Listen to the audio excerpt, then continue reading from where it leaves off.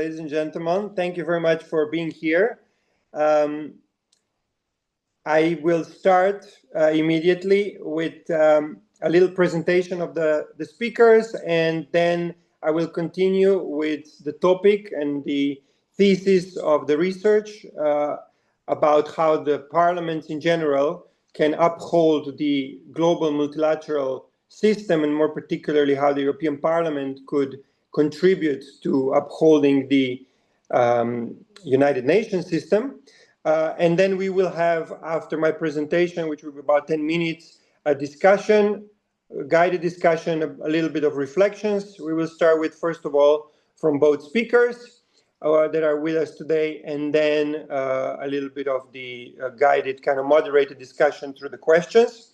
So just to tell you a little bit about myself, my name is Clement Jumer, and I'm a senior advisor at the European Parliament. I work on international affairs in cooperation with global institutions, and for the past 4 years, I have been working with the United Nations through the European Parliament, including in the context of peace and security, global governance, multilateral cooperation, and especially looking at how parliamentary support can be useful to the international organizations like the United Nations, because I have been working for now over 21 years in the European Parliament. I'm conducting at the moment policy research on how parliaments, and particularly the European Parliament, can contribute to strengthening the global multilateral order and supporting the UN, as I mentioned. I'm very happy to be joined here by two very distinguished speakers, Mr. Alois Peterle and Ms. Tori-Lirene Pedersen. I will also present a little bit the two speakers now, and then give you my presentation. So Mr. Alois Peterle has played a remarkable role in European political life over several decades.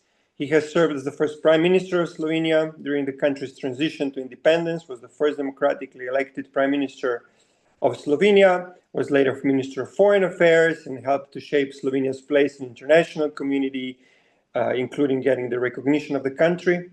And then continued his public service at the European level as member of the European Parliament, where he was very engaged in questions of foreign affairs and international cooperation. And I thought that this unique experience across both national executive leadership and diplomacy, as well as European parliamentary politics and European level politics, he can bring a particularly valuable perspective on how parliaments can contribute to international cooperation and multilateral governments, which is traditionally led by executives. It's a great honor, Mr. Peterle, to have us with you today. Thank you very much. Thank you for the invitation. I'm also very pleased to welcome Ms. Tori-Lirene Pedersen, who is the director of the UNDP Global Policy Center for Governance. There, she leads the work of strengthening democratic institutions, public governance, and accountability systems around the world. In this role, she works closely with governments, international partners, and UN country teams to support democratic governance and institutional resilience and the rule of law, and much more that she can tell us a little bit about as well later on. Her perspective is particularly important for our discussion today because UNDP is one of the central actors within the United Nations system, working on governance and institutional development. And this really gives her a global view of how democratic institutions, including parliaments, interact with international organizations and multilateral processes. Ms. Pedersen, thank you very much for joining us and for bringing the United Nations perspective into this discussion. I will start with my opening presentation, as I mentioned, to give a little bit of an idea of what the research so far shows and what our thinking is at the European Parliament on what role parliaments in general and specifically the European Parliament can play in this changing global order that is ongoing. We can say that our discussion today takes place at the moment when the international system is experiencing a profound tension. We see a lot of growing geopolitical competition, fragmentation in international cooperation, and increasing skepticism towards multilateral institutions in general. At the same time, many of the challenges we face today, from climate change to security, migration, digital governance, global health cannot be solved by any of the states acting alone. In this context, the question that arises is how can the legitimacy and effectiveness of the multilateral system be strengthened? And much of the debate on multilateralism focuses on governments and international organizations. But one crucial actor, which often receives less attention in this conversation, are parliaments. So our research explores a simple but important question. How can parliaments in general, and the European Parliament in particular, contribute more concretely to strengthening the global multilateral order and to support the UN system? The starting point of this work is a structural observation about how international governance functions today.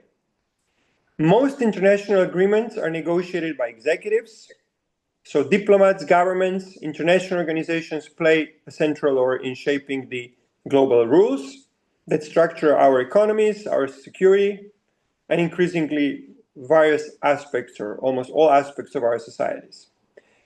However, democratic legitimacy of those decisions is ultimately somewhere else. It rests with representative institutions, which are parliaments. This creates, I think, three structural gaps in global governance. First is a legitimacy gap. And the second one is accountability gap. And the third one is a sustainability gap. So just to say a few words about each, the legitimacy gap means that international decisions are often affecting citizens directly, but those citizens rarely see how their democratic representatives are involved in shaping them. On the flip side of the same coin is that multilateralism is frequently perceived by citizens as distant or technocratic. So parliamentarians who are directly connected to the voters in their constituencies and communities are often not sufficiently integrated into explaining and therefore legitimizing the international agreements and cooperation. The second one is the accountability gap. Executives negotiate international agreements, but parliamentary oversight of these processes is very limited often, or comes only after decisions and agreements have already been made.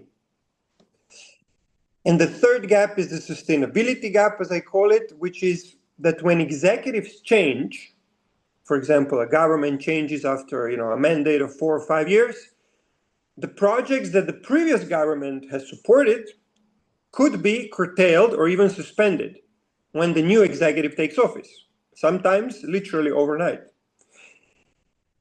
For example, the very financing of the multilateral system may be put to question, which is actually happening right now by some of the largest United Nations member states.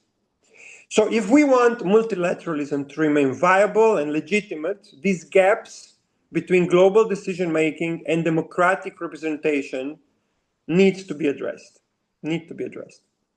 So this is why I believe parliaments can play a much stronger role.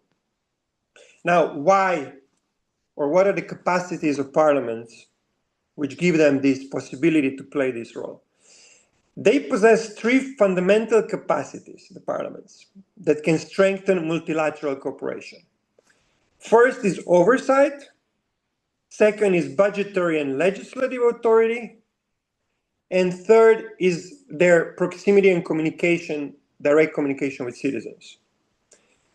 Again, to say a few words about all three of these aspects of what parliaments can do, parliaments can scrutinize in this oversight role how governments negotiate and implement international agreements, which ensures transparency and democratic accountability. Secondly, a very important role is the budgetary legislative authority. When international institutions, including parts of the UN system, depend on funding decisions which are made at national and regional levels. So parliaments adopt budgets, they agree on the financing also of multilateral organizations, but also they are adopting legislation which in fact leads to the implementation of the multilateral agreements through the national legislations, which are adopted on the global level. And then the third point is this communication with citizens, which may be most important in building trust and legitimacy of the UN or other global institutions.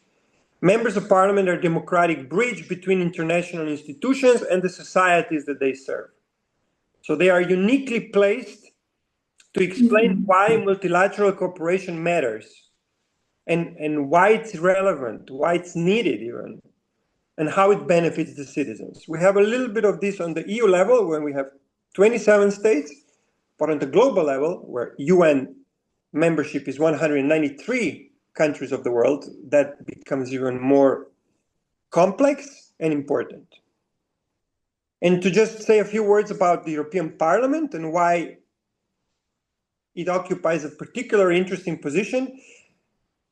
In addition to the national parliaments and what they do, the European Parliament operates directly within a supranational political system, above 27 member states in a way, or in complement to that, to them and their parliaments, and therefore already engages regularly with global governance processes. This creates opportunity for the European Parliament to support multilateral cooperation, not only through core business, as we call it in the European Parliament, of legislation and budgets and scrutiny, but also through parliamentary diplomacy and through political dialogue with international partners. And through my work, I've seen that parliamentarians can often ask questions that diplomats cannot, let's say, and we'll get to that.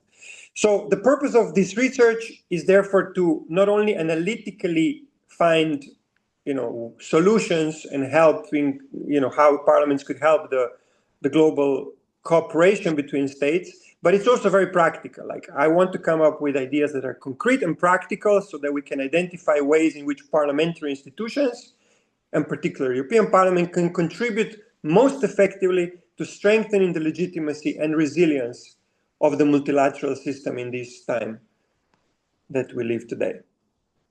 So before we begin the discussion, let me say that our aim is not today to cover every aspect of this complex topic, but it's to focus on a few key questions that can help us better understand how parliamentary institutions and international organizations can work together to strengthen this cooperation between states on the global level. I will therefore guide the discussion through a few questions, and we'll then keep our interventions I ask you to keep your interventions relatively concise so that we have time to hear all perspectives. So perhaps I will start with inviting our two distinguished panelists to just briefly react to what I have presented so far, to these ideas, before of some of these aspects outlined together. So perhaps the question to both of you then is, from your experience, both within the United Nations system and within parliamentary institutions, do you see parliaments as playing an important, maybe different, maybe larger role in supporting and legitimizing the multilateral system? How do you see this? Who would like to start?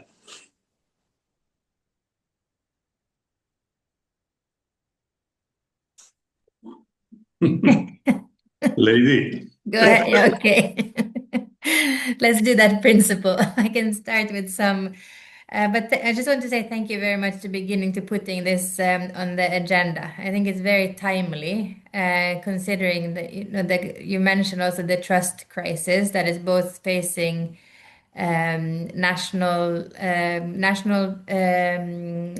systems, but regional and also the global system. So it's really a good time to take a look and try to see what we can do differently to try to address this more jointly. And I think you touched on a lot of very relevant issues. Many of them I think are underutilized and maybe understood.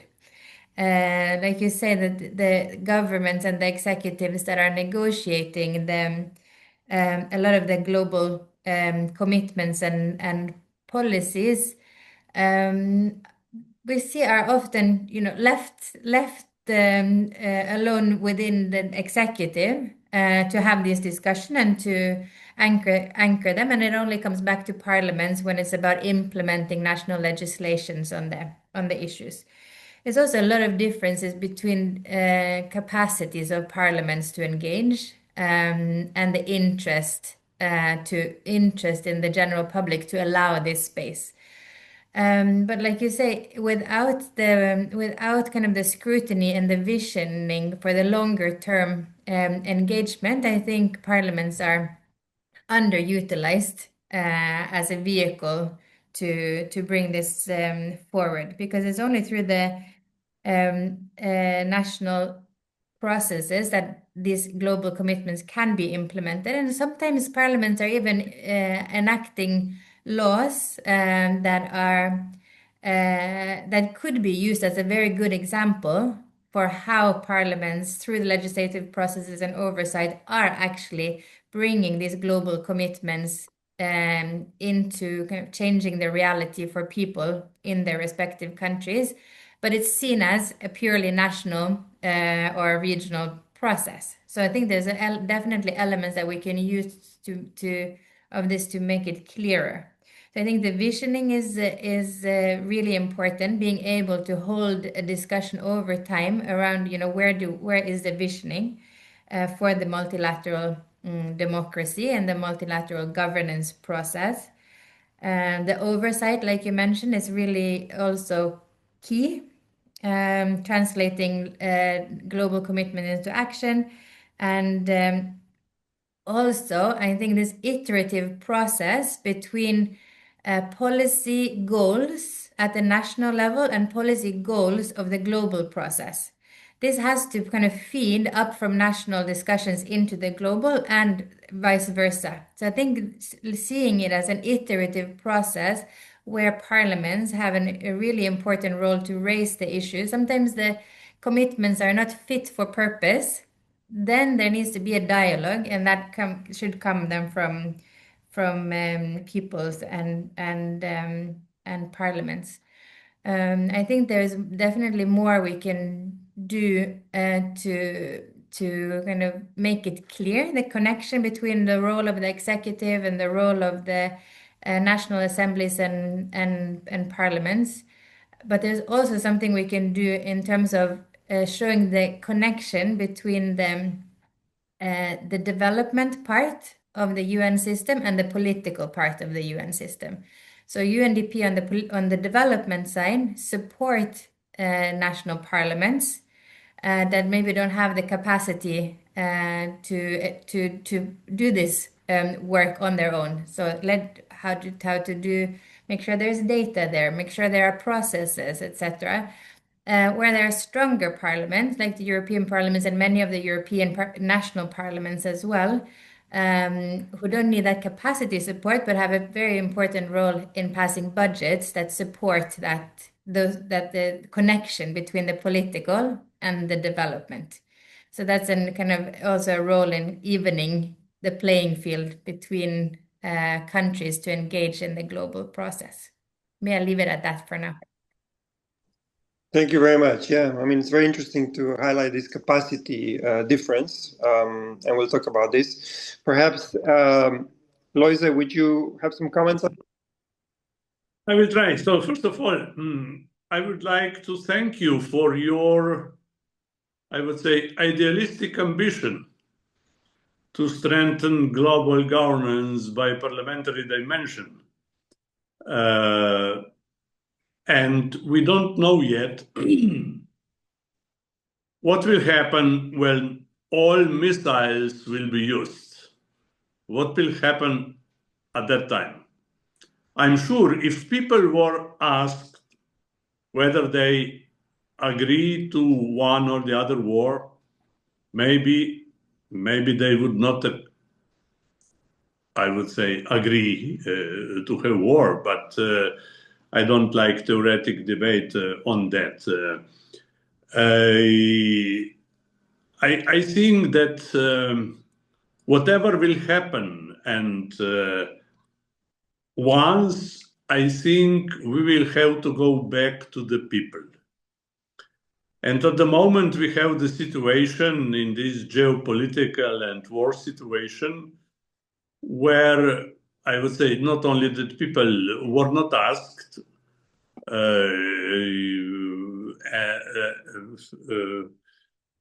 what to do, and we have very unbalanced situation. Putin, I will be very frank, I mean, Putin is able to decide in few minutes, Erdogan in few minutes, Mr. Trump sends a tweet or a statement and decision is made. I will not speak about China. We have very big parliamentary structure in the European Union. We have Parliamentary Assembly of the Council of Europe and so on. We have some structures with NATO and with OSCE. And of course, the so-called parliamentary dimension is considered as a soft power, let's say so. But I would like to say that I agree with your basic idea that we need more parliamentary dimension in decision-making process.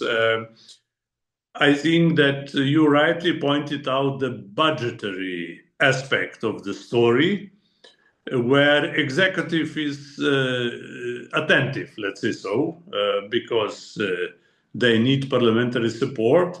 But I would make another accent, in a way, procedural one. I think that national parliaments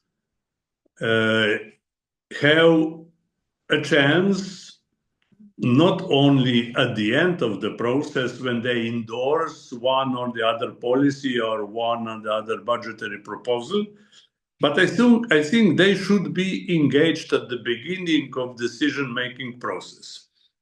In this regard, I would like to mention my very good experience with our negotiations with the European Union, when Slovenia was able to adopt or follow the so-called Finnish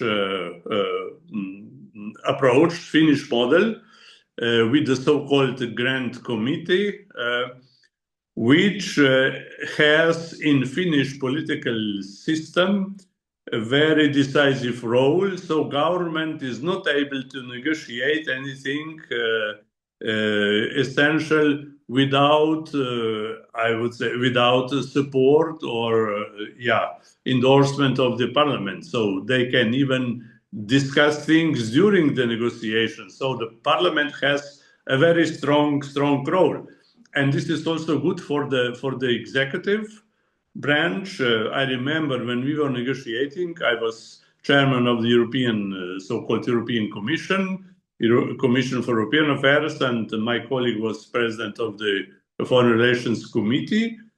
So we equipped our government, our negotiators, with our positions, and in case we were not happy with the results, we had our say. So this, I think, is very important, and for sure that part can be or could be strengthened. Then I would like to mention another aspect. I learned a lot in Africa, especially when I was chief of the EU election observation mission, which was always accompanied by members of the European Parliament from different political groups. And the governments have to follow the coalitions, their coalitions, and sometimes they are not very much interested to discuss things broadly with the opposition. But parliamentary dimension can provide a communication and maybe through that a better understanding different issues. And I learned in Africa, Nigeria, Kenya, that parliamentary dimension is a very, very important and very welcomed aspect or element in the structure. And it is not just talking, it's not just about debating. I would say it is sometimes it is very important that we have good interlocutors at the parliamentary level. It is very important to understand very subtle issues. For example, if one wish to understand the complicated political situation in a country, the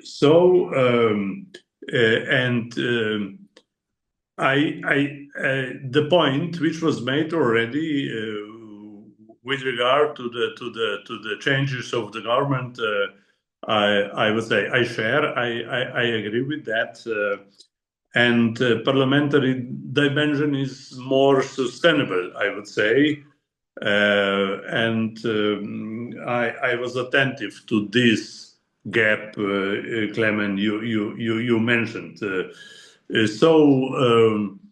I think that the parliamentary dimension could assure also more, not only accountability, but also more predictability, let's say so. To conclude, I think we have to work on the parliamentary dimension. And if we wish to contribute to the global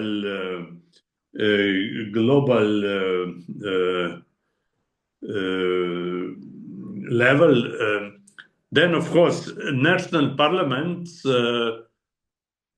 should be more attentive to the global aspect of their responsibility. No, and I think we need more, I would say, to dedicate more attention to this part, because you know how national parliaments work. They like very much national issues. In the European Parliament, of course, we have two levels, supranational and national level. And you all know how difficult it is to get unity sometimes. And this will be even more difficult to reach at the global level. But I think we need more, or we need stronger parliamentary dimension at global level as well. Of course, we can be successful only if people, through their representatives, will have a say. If not, then people will say this is just political tourism. No. So this parliamentary dimension has to be, I would say, has to have some seeds. So, right. Okay, I think that this is enough for my. No, one more remark. This is about history. Let's say so.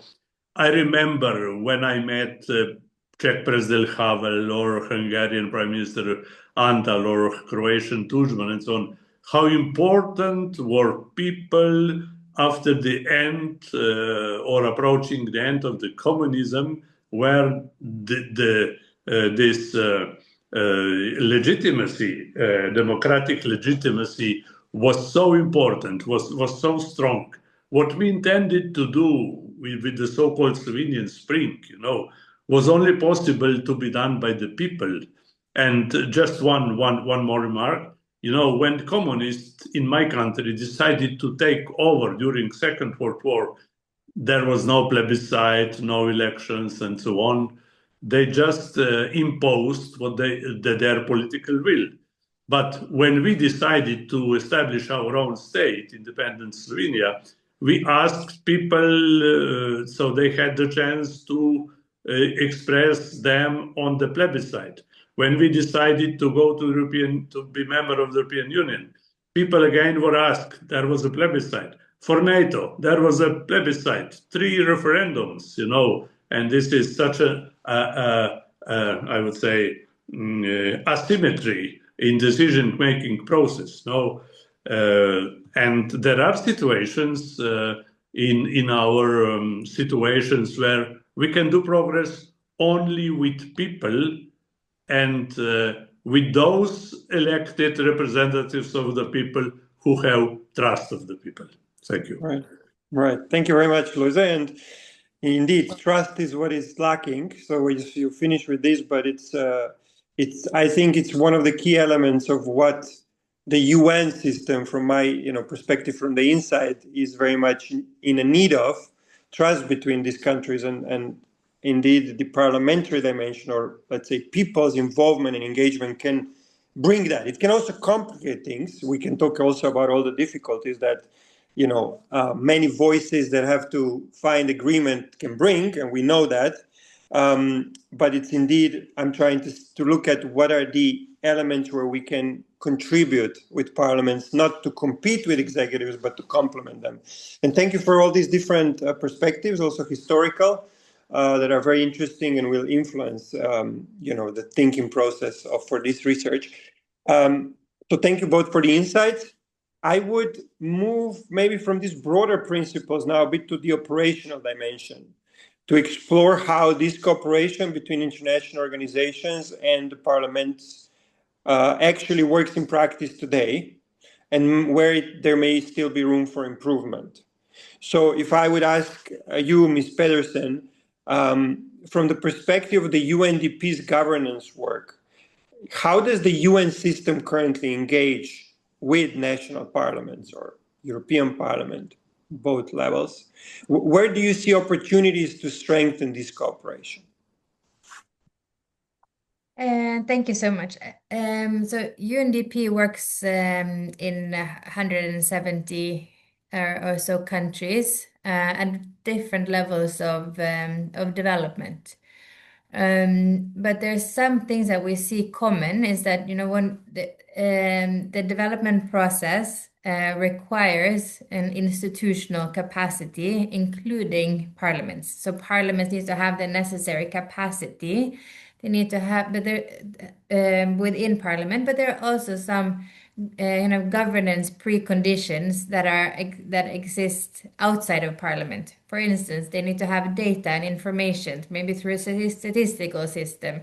There needs to be some independence and accountability mechanisms that can also play a role. For instance, an anti-corruption or human rights commission that interact also with the different parts of the executive. That is to say that in UNDP governance programs in a lot of countries, and I'll give some examples, engage directly with parliament, but I think it's important to understand that strengthening parliaments alone is insufficient, right? You need to look at that whole kind of ecosystems of governance that is needed. But so I'll talk about two things. One is what we do in kind of lower capacity countries and developing countries, and then a little bit of what we do also together also with some other organizations like the IPU, etc. Because I think that's also could be an interesting dimension to bring in. So the capacity and development for parliamentarians and for the administration of parliaments is a big part of that, the UNDP governance work. And you can see that in the examples of working with the Lusophone African countries, more than 700 parliamentarians have received training on budgets and sustainable development goals, and how can you use the budgets to make sure that you have a positive impact on sustainable development goals. And that kind of awareness and capacity building, I think, is really important. The same happens across the globe. In Pakistan, UNDP-supported National Parliament Task Force on Sustainable Development Goals, etc. And I could give other examples if time allows. But I think making sure that the approach that we take both focuses on the preconditions like the data and the information and the capacity and the legislations as part of a broader governance systems. But I think also there's an important element in convening, bringing different parliaments, actors from different parliaments together to learn from each other, where we see there is valuable experiences in one country, or it could be in a regional, supranational also institution like the European Parliament. We've also seen that there's, on the more political side, on the substantive, UNDP and the UN at large had broad engagement with parliamentary organizations leading up to the sustainable development, adoption of the Sustainable Development Goals and the Agenda 2030. And I think a lot of the level of ambition that was set in that process versus the previous process on the Millennium Development Goals is that it was a broader and more inclusive process, including parliamentarians. People's voices were heard in a different way. It means that we have a very broad global agenda because there wasn't a process of kind of selecting 3 goals. Now we have goals cutting across the whole development spectrum. And that frequently happens, if you open the process for broad participation, but it also means that we see that people can see themselves more clearly in the goals, or that's some of the feedback. I think going forward, we need to invest in engagement with parliamentarians and parliamentarian organizations more systematically. And I think that's about sharing information about, what are the upcoming critical policy debates that will happen at the UN well in advance of them happening. So it's not reactive, but it becomes a proactive opportunity. And then it's for parliaments, of course, to decide, but making sure that this is available in a timely manner, I think is critical, because that reactiveness doesn't help us in the same way to rebuild the trust, and it also doesn't help us to show the connections between the global process, the budgetary and the legislative processes in countries. So I think that's the most important thing that we could do, was to look for those opportunities. What's now then already now parliaments should be thinking about what comes after 2030 agenda. What is the ambition that we want to see? Also on the rethinking development aid, parliaments play a really, really important role in now adjusting how we see aid now versus how we saw it previously. There has to be a change. The world is different. Those budgetary processes and the policy that is tied to those processes, it needs to be understood. We have a lot of investments in global public goods going over the development and aid budgets in countries, but there's little deliberate discussion on this shift. It could be right or it could be wrong, but the important thing is that there should be a discussion about it. And parliaments are in a certain, in many instances at least, a bit of a missing voice in that proactive decision making when you're at crossroads in global policy and development cooperation. Okay, yes, thank you very much.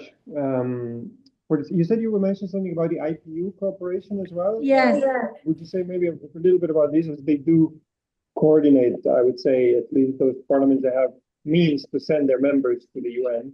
Yeah. No, I think this is it's a really powerful organizations, and we've done some collaboration together, in terms of developing tools around indicators for democratic parliaments. So I need to connect my um, and Maybe good to having a say more. the IPU stands for the Inter-Parliamentary Union, right? Yes, sorry. Yeah, the Interparliamentary Union.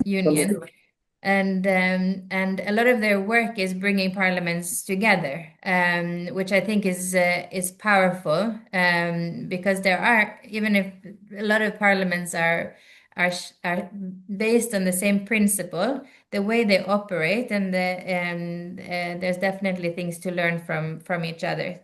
And the collaboration between UNDP and the Interparliamentary Union has focused on a bit more structured method on how on strengthening kind of the democratic principles of parliamentary practice. And there also there's a lot that parliaments can learn from each other on that. And we also collaborate a bit on the capacity development in country, and bringing, having triangular cooperation where you bring in could be a European Parliament together with the lower capacity countries, parliaments from lower capacity countries. That's also a very valued asset. Parliaments learn best from each other, I think. Great. So that's an important dimension. Also, perhaps for the European Parliament to do, given that it has more capability and resources to, even have at the moment 3 people that are working in the European Parliament office to the United Nations, which is, I believe, the only parliament that has its own, let's say, team of people embedded into the European External Action Service, working, to coordinate and to exchange information with the European Parliament and the UN. So, I mean, to Mr. Peterle, I would say, given that you have such a vast experience, from the executive level and then from the European Parliament and national parliament level, like, did you feel that when you were going from, let's say, being foreign affairs minister or prime minister to being a member of parliament or member of European Parliament in foreign affairs, as you were for many years, did you feel that there was a gap of information, or, in practice, how did you feel, whether there was a difference of something you were missing maybe when you were in parliament as opposed to when you were in the government, or was there something that you would suggest could be improved in that respect? I'm not that deep in UN issues, let's say so, and I agree with what Madame Pedersen shared with us, and I would like to make one point in this regard. I remember, I will mention again our approaching to the European Union, how important at that time was to establish a professional staff in the parliament. No, not only in the ministries, but in the parliament. Members of the parliament can be different. Ministers can be different, can change quickly, I would say. But the staff is a very important element. The staff is a pillar of information, knowledge, and so on. And when we were asked by other former Yugoslav republics, being later independent states, my suggestion was always establish good staff in your parliaments, which will serve you to exercise your responsibility. And in that regard, I would like to say that establishing of the offices of the European Parliament in New York or wherever in Europe and so on was a good idea, no? And the parliamentary dimension is definitely So we share the responsibility, but we have different opportunities or different focuses. And I think it is important that we strengthen also parliamentary diplomacy, which can contribute to much stronger efficiency and visibility of the parliament. Great, thank you very much. Thank you for this. We don't have too much time because from what I understand, the conference continues and there needs to be, other people coming in just after 11 a.m. here in Europe. So perhaps I would just ask you for some concluding thoughts, more specifically on the European Parliament. We said European Parliament has now offices around the world.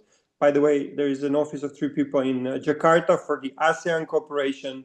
There's one in Tirana for the Balkans. There's one in Addis Ababa for the African Union. There's one for Latin America in Panama. And there's also previously established offices in Washington, D.C. for the U.S. Congress, and in London now, given that is after Brexit, the outside EU country. So there's an office there that is well established. And then there's also one in Kiev and one in Chisinau, because these 2 countries, Ukraine and Moldova, are, in a prospect of becoming members at some point, and that's in this context, but also for the region in which they are. So my question is, do you think, or do you see something concrete where the Parliament, besides everything you've said, sharing practices, helping build capacity, engaging, is there something specifically an endowed, so to say, Parliament that wants to be engaged in global multilateralism and wants to help, again, not complicate, but complement the work of the executives? What would you suggest, it can focus on if it has the resources, so to say, to do more? Is there something that would stand out for you in this respect? And again, maybe we go to you, Tora Lorraine, and then we conclude with Eloisa. Sorry, I'll keep it short in the interest of time, but I think the communication part is really important. So being able to articulate how the global governance systems and the UN comes through into the national processes. It's that we have examples, but we're not good. UN is not good at it. Parliaments are not good at it. Is a general deficit on communicating how things are kind of connected. Parliaments, I think, is in a very central role because they're not the ministry that is only a singular focus. So being able to communicate around this system of collaboration and engagement and how it has taken us forward globally. If we look at since the Second World War and the progress that has been made in this interaction, I think is much under communicated. And right now, I think parliaments have a very particular and interesting role in with the extreme focus on security, balancing the long-term investments in security, which means a more equal world, a world with less poverty, a greener world. It's investment in long-term security for countries, and the shorter-term security investments, which are also necessary. But since parliaments are sitting in this central role where they're looking at the entire scope of policies, I think that is something that should really tap into more systematically to see if we can get this discussion into the public and from people through their representatives in parliaments. Thank you very much. Mr. Peterle, would you have some other thoughts? Yeah, what we need, in my view, is not just to share info, to communicate, I would say, usual agendas, but what we need is a spirit of responsibility, is ambition to work together, and it is also important that our representatives are not only good in bilateral relations with the parliaments, with different parties, but that they approach also people with different conferences or other ways to communicate or to share.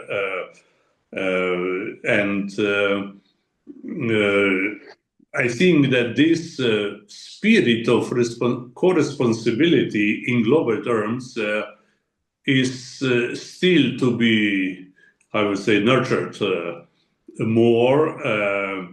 And it is not just about few more offices and so on and positions, but our representatives should be pillars of I would say of this spirit of global responsibility and readiness for cooperation.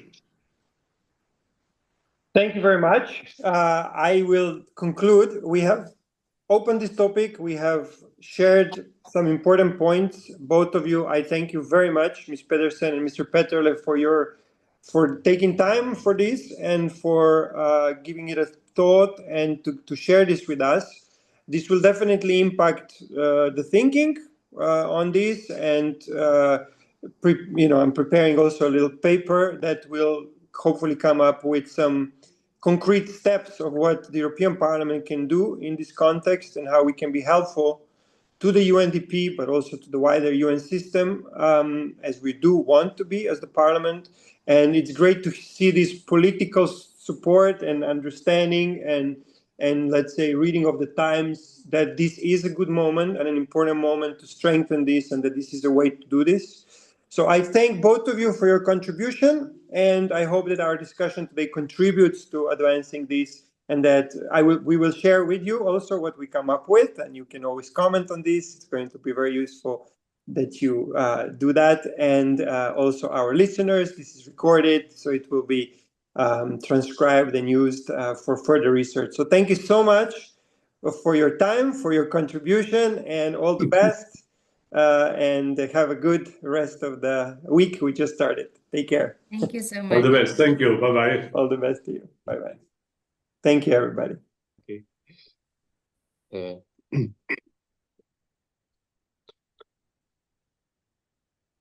Thank you so much. And maybe now we can go ahead with our panel, if I am right.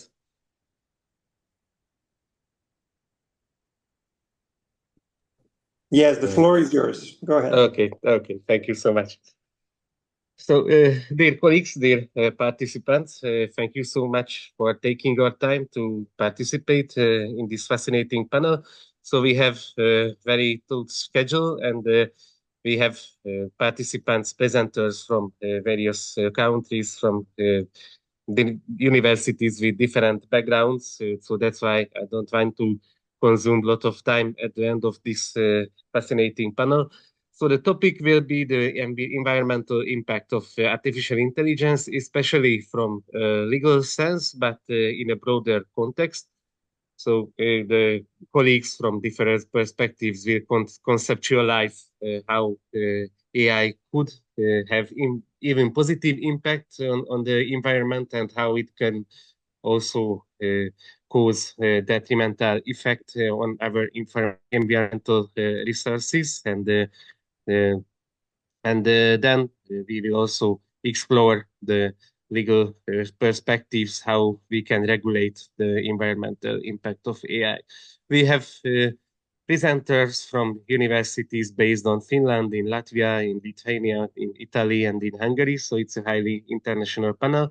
And so we will have 10 minutes for each presenters to summarize their views from their topic, and then short discussion around 15 minutes is also envisaged at the end of the panel. So I would like to give the floor first to Leila Neimane, who is from the University of Latvia, from Riga, and she would talk about the AI and the environmental justice. So Leila, please. Yes, good day, dear audience and dear colleagues. I will now try to share my presentation. So let's see how it goes. It's maybe not full screen. What would you say?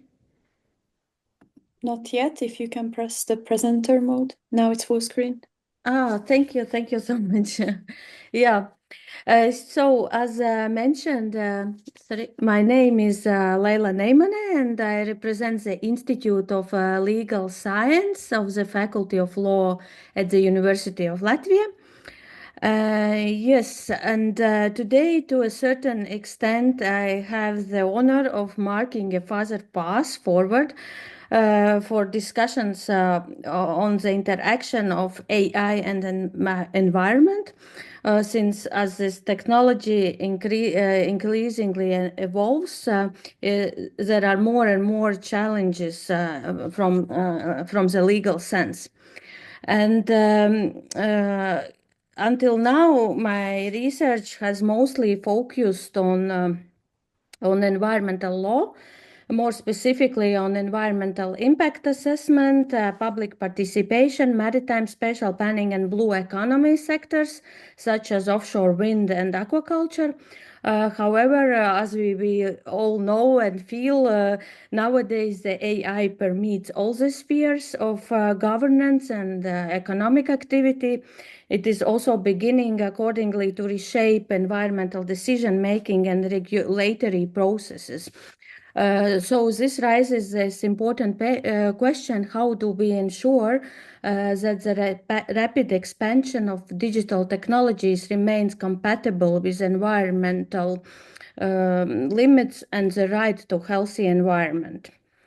Yes, and as we know, discussions about AI often focus on technological innovation, but these developments, of course, take place within broader ecological and social constraints.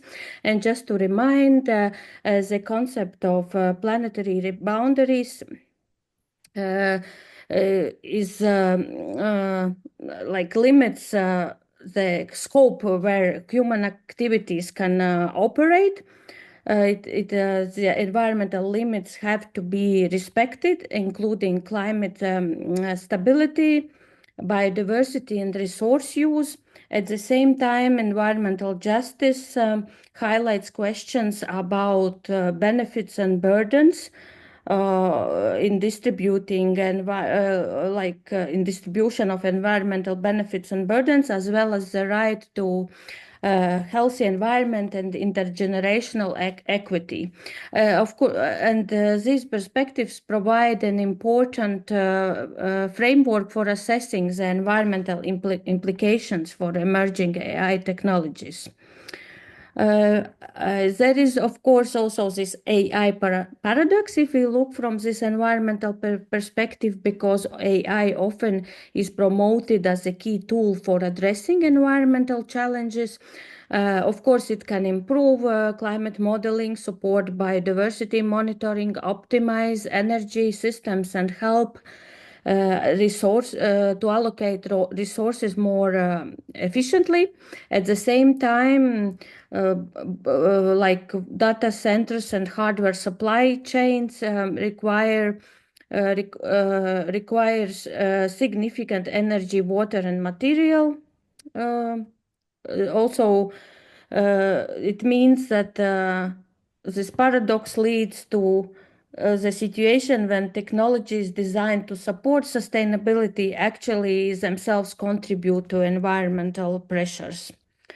And from the legal governance perspective, I would like to point out that quite often, of course, the field is new, but AI governance frameworks focus on issues such as data protection, AI safety, and market regulation.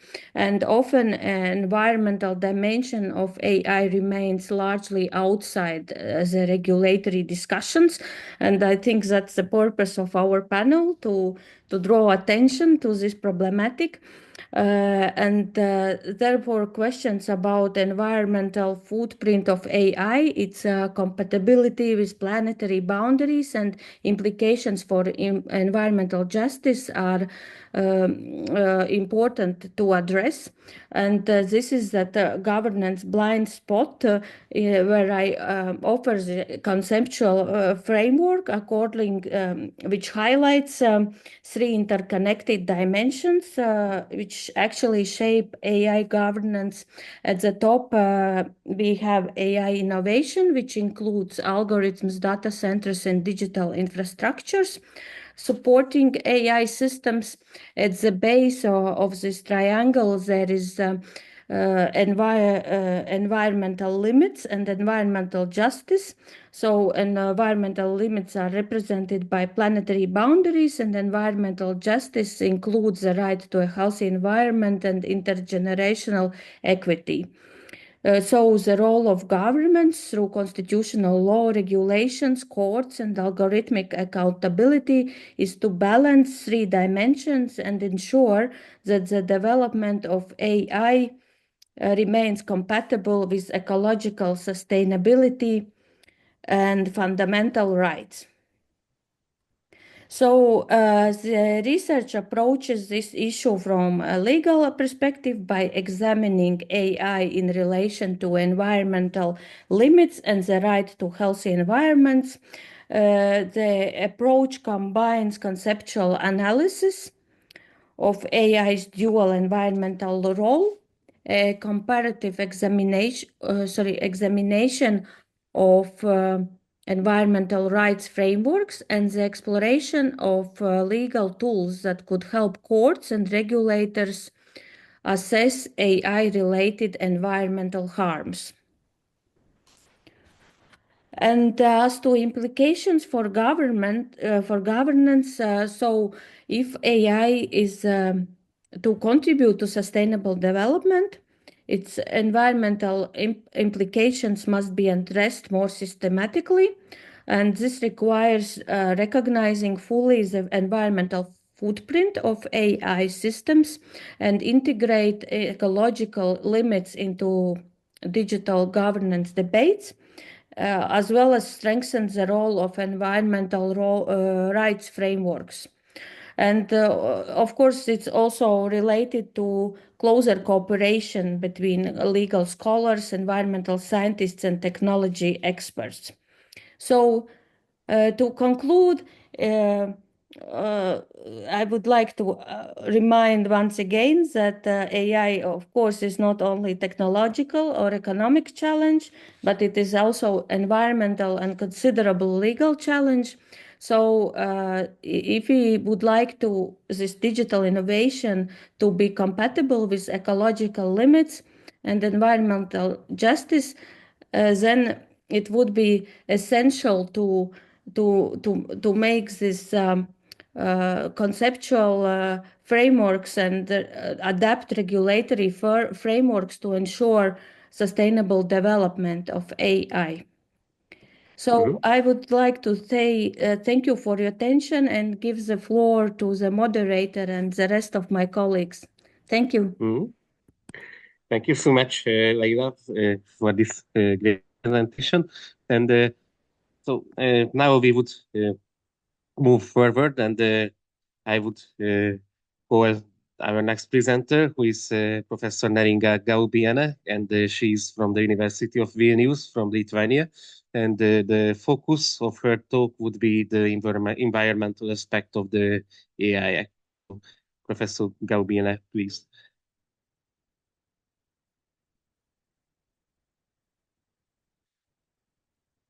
I don't know. With us. Leila, do you know anything from Professor Gaubiene? Yes, I'm looking in the participants list. It looks like for some reason she's not here. Okay, then let's move forward. Join later or not. So our next presentation then will be co-presenters, and this is the talk which is given by Ferenc Jordan. He's from the University of Parma, and Christoph Fenyvesi, he's from the University of Jyväskylä from Finland. And so their topic would be some fundamental principles of human and nature partnership. So, dear professors, please go ahead. Yeah, thank you very much for the floor, and let me share my screen. It should be coming in 1 second. Can you share the screen? Your camera is not set in the right angle. We can see only just a part of your physical being. Now Now it's better. maybe Now it's it's better. Okay. So it's better. Okay. Yes. Great. Thank you. Okay, you see it well, more or less? Yes, perfect. It's okay, right?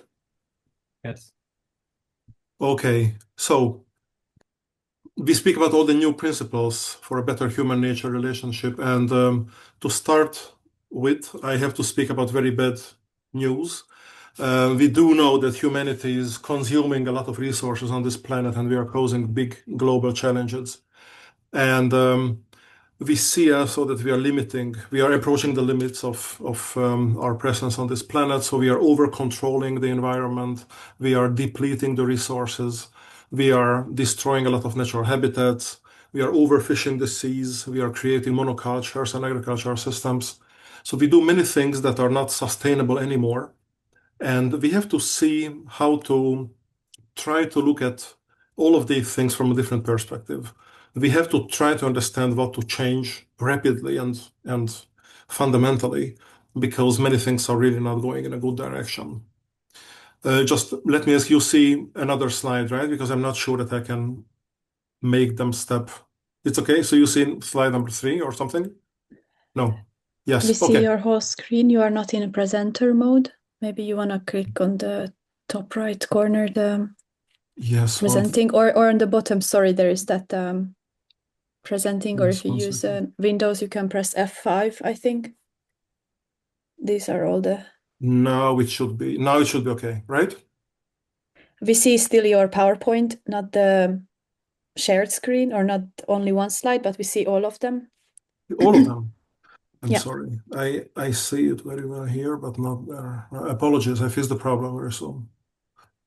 Can you hear me, Orsi? Yes, we Yes, hear it's you. much better now. Yeah. Okay. So it's okay now? No, it's still not. Now it's okay. It's okay. Now it's perfect. Yes. Okay. So Great. if we want to Great. address all of these challenges, and if we want to think about the potential solutions, we have to understand that when we speak about the biosphere and when we want to speak about environmental issues, we have to look at the hierarchy of nature. The hierarchy of nature means that we can speak about organisms, populations, communities, ecosystems, and networks. Different kinds of network models and system models can link these levels to each other. For example, if you look at the network of many populations, you can speak about the network model of the whole community, and so on and so forth. So the question is how to understand diversity and the functional diversity, how to better understand the role of species, the role of individuals, the role of communities in nature. And actually, that is the point where AI and technology and mathematics and mathematical modeling can help a lot. I just want to show you 2 examples very briefly. One is a network model of a bay ecosystem in North America, the Chesapeake Bay. That's a food web, that's a carbon flow network showing you the energy transfer between organisms. If you want to understand how nature works and what is not going in a good direction, you have to understand this system model. How should it look like, and how does it look like? Another example is a plant pollinator network where all of the green nodes are plants, and all of the yellow nodes or the orange nodes are pollinators, and the black node actually is the honeybee. If you want to understand how honeybee working, how pollination is working, you need to understand the whole system again. So we speak about a lot of information, a lot of data, a lot of algorithms creating system models to better understand what is out there around us. And if we can do it with the help of mathematics and data and AI, we can really understand the functional diversity of nature. We can speak about redundancy and stability and the adaptability of natural systems.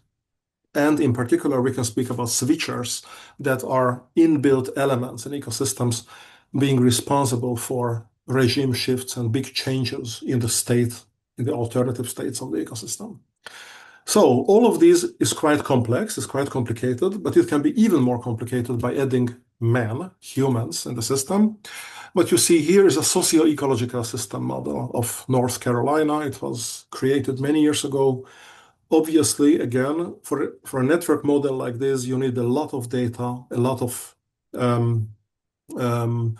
algorithms, a lot of integration, a lot of synthesis, and then you can have a system model of the whole system. You can try to understand the relationship between plants and animals and microbes and the society and the markets and waves and the rain and the tide. As you see in the picture, many things together can only help you to really understand what happens out there. Okay, so we have beautiful challenges. We have a lot of data. We have AI. We have mathematical modeling. We have many things in our hand. The question is what to do and what to change dramatically in the close future if we want to have a nice future for the next generations. First of all, instead of linear thinking based on cause-effect relationships, maybe oversimplified cause-effect relationships, we need to think in terms of systems. There we have feedbacks and indirect effects and alternative states. Instead of depleting resources, we have to speak much more about the carrying capacity, the limits to growth. The limits to growth is a very old idea, goes back to many decades, but now we have to take it much more seriously. Instead of creating a huge ecological footprint, probably we should think a lot about degrowth and depopulation, because probably there's no alternative to this. Instead of infinite consumption on a planet, which is fairly finite, we have to speak about self-control and dramatically reducing our ecological footprint. And instead of infinitely trusting in technological solutions, instead of being a technocrat, we have to see the limitations of technology and also the big pluses, but also the big minuses of technology. And we have to consider as alternatives, or maybe not alternatives, but as different scenarios, cultural changes supported by education and law. Probably the biggest challenge for the future is to change our culture, to change our thinking about the environment, to change our thinking about who are we on Earth. And the biggest challenge of all of the big challenges is to try to very gently adapt the legal system as well, because basically our species lives on this planet according to laws and social norms and traditions created many, many, many hundreds of years ago, when the size of the human population was only 500 million or maybe 1 billion, and now we are 8 billion, and it's not guaranteed that the same rules should apply. And now I give the floor to Krzysztof. Krzysztof, please.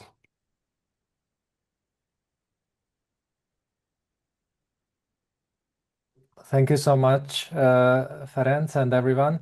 So just very briefly, I'm very glad for this panel, and I'm representing together with Orsi, another speaker, the Innovative Learning Environments Research Group.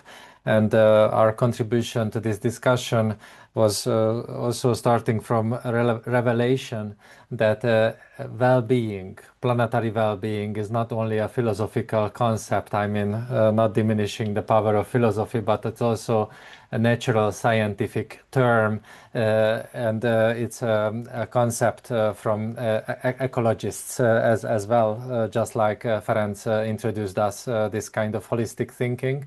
And when we are thinking about holistically on education, we must recognize that not only this political, legal, and ecological discussion, but also the educational discussion is pretty much sort of hijacked by some kind of a future narrative. And we must be also very cautious about these future classrooms, future technologies, future context, because also we can see these dynamics, what happens with the future in our discussions, and how from utopic thinking we can end up to Excel tables, and we can also recognize the very firm climate challenge and also those legal and also ecological limitations which we are time by time surpassing also while we are trying to keep up this humanistic and even more than human narrative in our discussion. So we must ask that where did the future go? What remains then? This is maybe a question for the educators in these multiple challenges. So I would like to argue just for a second that we must argue for the pluralizing futures, for the possibilities, and also to navigate in the complexity, just as Ferenc described it. And we have already the Green Comp, which is quite much carry some of these goals, what Ferenc mentioned. However, how to implement these goals in the everyday reality, that's the big question. And I would like just to point out one thing, that not only learning but unlearning is probably some very challenging task. And when we talk about AI readiness in schools, and we are creating these frameworks also ourselves in our research group, we must integrate these perspectives into these AI policies as well. So there is no time to talk about this more. I think Orsolya will bring forward this topic later.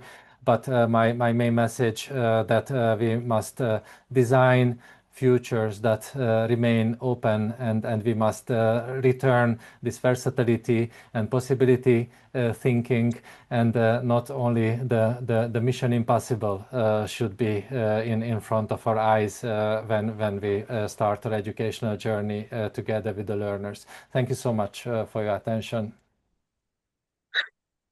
Thank you so much, professors, for both of you. And then Professor Neringa Gaubiene could also join. So I think now she could proceed with her presentation about the AI Act. And then this would be the third presentation of the panel. So Professor Gaubiene from the University of Vilnius, please go ahead. Good morning, good afternoon. It's already afternoon.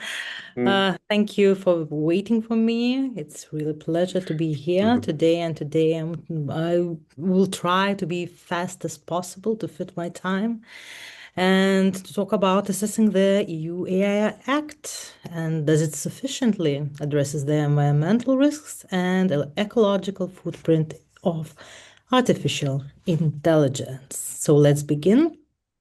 First of all, I would like to introduce myself. My name is Neringa Gaubiene. I'm professor assistant at Vilnius University Faculty of Law, where I teach a course Law and Digital Technologies. In addition to my academic work, I also work as an expert and business consultant in the field of AI regulation, digital technology law, and cybersecurity. I also have international experience, including participation as a member of the European Union AI Office expert group, and I regularly speak at conferences in Lithuania and abroad. And recently, I was also recognized as one of the most influential women in IT and tech in Lithuania, ranked number 2. And today we'll discuss an important but still relatively overlooked question, in my opinion, whether the AI Act, this regulation, sufficiently addresses the environmental risk, or it lacks something, and what could be done in the future. So let's begin with how society usually talk about artificial intelligence.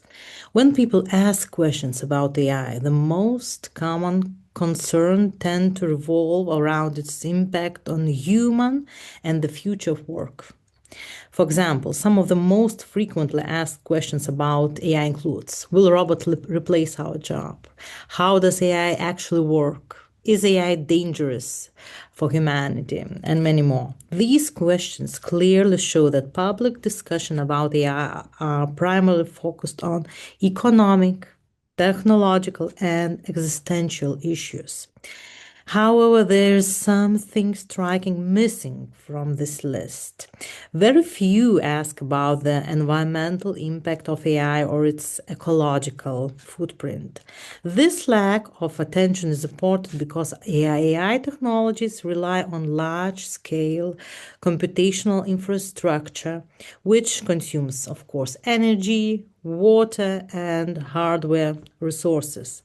Therefore, the environmental dimension of AI deserves much more attention in both public debate and regulatory framework. Against this broader context, the European Union has recently taken a major step in regulating artificial intelligence. The EU adopted the Artificial Intelligence Act, which represents the first comprehensive regulatory framework for AI in the world. The adoption of the AI Act demonstrates the EU's ambition, Brussels effect, to become a global leader in trustworthy and responsible AI governance. However, the key question for my presentation today is the following. While the AI Act addresses many risks associated with AI technology, does it also sufficiently address environmental risks of AI? So let's look a little bit closer to AI Act, what it is. It's a law created by European Union to regulate how AI is developed and used within the European Union. And it serves key objectives. First, to ensure that AI systems are safe and trustworthy, to protect fundamental rights and democratic values, and support innovation and responsible AI development. Under this framework, AI systems are classified into the 4 different levels of risks. You can see unacceptable risk, high risk, limited risk, and minimal risk. The AI Act is therefore highly significant because it represents the first comprehensive AI regulation in the world and sets, to be precise, a global standard for responsible AI governance. What I would like to emphasize from this regulation is AI literacy. And it's a very important element introduced in AI Act. From February 2nd, 2025, AI literacy becomes a mandatory requirement under the AI Act. According to the Article 4 of this Act, providers and deployers of AI systems must take measures to ensure that their staff and other persons involved in operating AI systems possesses a sufficient level of AI literacy. This requirement takes into account several important factors, including technical knowledge, professional experience, educational, and many more. In other words, AI literacy is not limited to technical experts. Everyone who uses in daily basis in his working facilities AI must have, not should have, but must have AI literacy. Only with sufficient AI literacy can individuals understand how AI systems function and what potential benefits and harms they may create. Importantly, this also includes understanding the environmental impact of AI technologies. While we examine current discussions about AI governance, we see that most regulatory debates focus on several key issues: fundamental rights protection, privacy, data, safety, risk-based regulation, and these topics are extremely important and form the core of many existing AI governance frameworks. But environmental sustainability is rarely treated as a central regulatory concern of AI governance. This creates what can be described as a potential regulatory gap. While AI governance frameworks focus strongly on human and social risk, they often pay far less attention to the environmental footprint of AI system.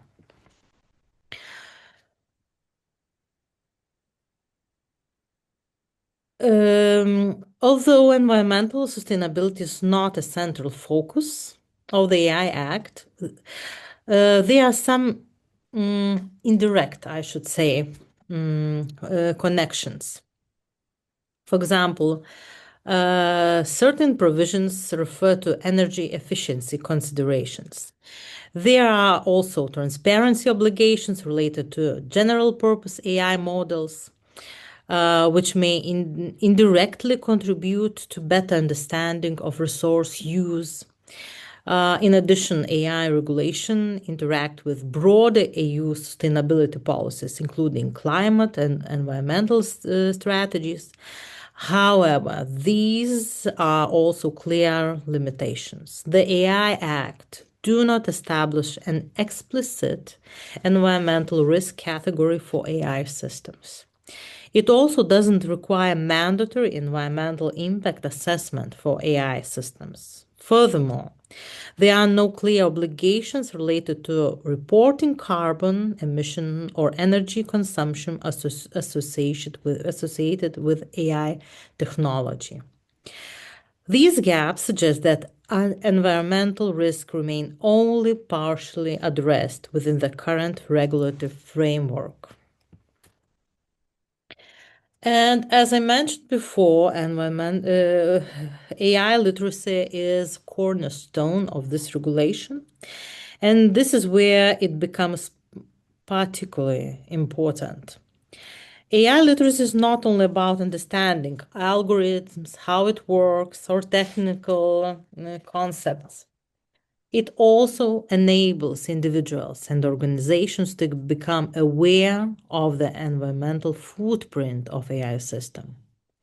With sufficient AI literacy, decision makers can critically evaluate how and when AI should be deployed. Not always, it's not a solution to every question. AI literacy also supports the responsible design and use of AI technologies, including consideration of their environmental consequences. And finally, it helps integrate sustainability considerations into digital transformation process. In this way, AI literacy can play an important role in promoting environmentally responsible AI governance. Some policy challenges and future directions could be policymakers need better methods for measuring the environmental footprint of AI system. Second, there is a need for greater transparency regarding the energy consumption of AI technologies. And of course, AI regulation should be better aligned with the broader European policy goals, such as EU Green Deal. And finally, policymakers should explore ways to encourage sustainable AI development. And for the conclusion, the EU Act represents a major, of course, milestone in global AI regulation. It provides a comprehensive framework aimed to ensure that AI technologies are safe, trustworthy, and aligned with fundamental rights. However, the environmental risks associated with AI remain largely under-addressed with the regulation. The AI Act primarily focuses on a human-centric approach, while sustainability considerations appear only indirectly and limited ways. Therefore, additional policy initiative may be necessary to ensure that AI development is aligned with environmental sustainability goals. And short takeaway, that AI governance should consider not only human and societal risk, but also the environmental footprint of AI technologies. So thank you so much. I see that I fit into 10 minutes presentation. I hope if you have questions, I could address them now or somewhere in the nearest future. Or if you have questions, you can see my email. You can contact me via LinkedIn.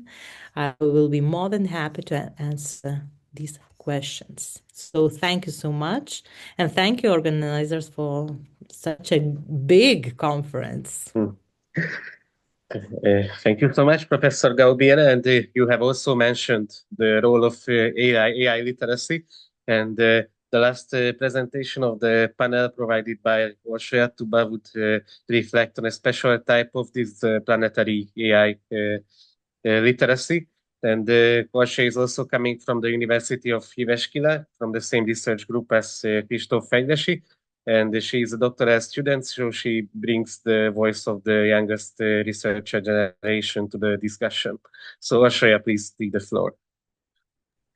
Thank you very much, everyone. And yes, I feel very included, and I feel that my topic is actually very suitable for concluding our panel, because it not only continues very well from what Professor Neringa has said, but it also summarizes basically a bit of everything. Since the beginning, Leila mentioned the planetary boundaries. Then Ferenc continued with really explaining us how these systems work together from the ecological perspective. And Kristóf started to bridge all that towards education to ease my job in bringing you this literacy aspect. And we also heard the legal background, the AI Act. But let me continue so I fit to my time. Okay, it moves. My name is Orsi Tuba. I think you have heard it enough that we are coming from the Innovative Learning Environments Research Group from the University of Jyväskylä with my colleague, Professor Kristóf Fenyvesi. You may find more of our projects. Many of them are concerned with well-being, digital well-being, AI pedagogy, and we are creating a course on AI well-being, AI pedagogy and well-being. And my doctoral research is concerned with education for planetary well-being in the age of artificial intelligence. And some of my results I will talk about in these slides. This is a snapshot of our projects. So AI literacy. What it really means, to sum it up, is that it should provide, so individuals with adequate AI literacy should have the technical understanding, have the practical skills, ethical awareness, critical evaluation, so they are able to use AI, understanding its usage on data, so they know how to use it safely, responsibly, and they know what it means to have a human oversight, and so it basically supports the human benefit. And also Professor Neringa has mentioned a lot about responsible use of AI when it comes to AI literacy, but I would like to ask a critical question, actually many critical questions in this slideshow. The first one is about that when we teach humans to use AI responsibly, what do we mean, like responsible to whom exactly? And there I would like to introduce this concept of planetary well-being. If you can raise your hand in the chat or put something that you have heard of this concept, it would be interesting for me to know if this is something you have heard or not. But in any case, I will introduce it. So planetary well-being refers to that state that all organisms of the Earth are able to flourish, and it strives to achieve that, so that all organisms, including humans and more than human beings, can live a full life and not limit each other by their existence. So it basically it recognizes that every living being has the right to its own environment, to live a healthy life and that it also really supports, therefore, a dialogic relationship, and it promotes, when we talk about education, it really promotes that kind of transformative learning and responsible action and decision making as well. And it also really is a longitudinal kind of concept. So as we also have been discussing, I think Christoph mentioned a lot about the future, and so this kind of long-term responsibility. So thinking of the future generations and our current responsibility. So the future is kind of decided today, and it is a very plural concept in that sense.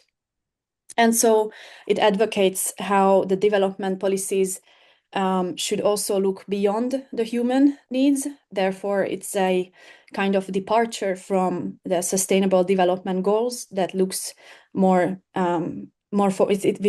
is more focused on the human needs and the human challenges.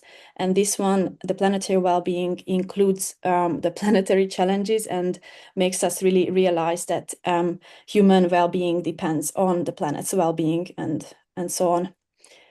And reverse. And so when I talk about, when I'm educating for planetary well-being, I usually try to highlight like what's your role and what's your kind of possibility as a human to act for the planet, because it can be very kind of even demotivating that, a whole planet's well-being is dependent on me and us, but it really advocates for collective thinking, and it should. And I'm very happy that I'm talking about like panelists along with panelists with legal activism and legal research, because it really should get more voice, like who speaks for the planet, And so, and I mentioned that action is a very integral part, and that we should really be taking care of our own actions towards the planet.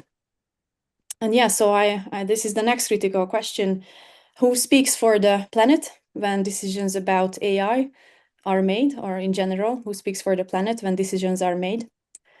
These are some quick facts about consumption of, for example, training a single AI model and how much it's consumed. Basically, 5 times of a lifetime emissions of a medium-sized car.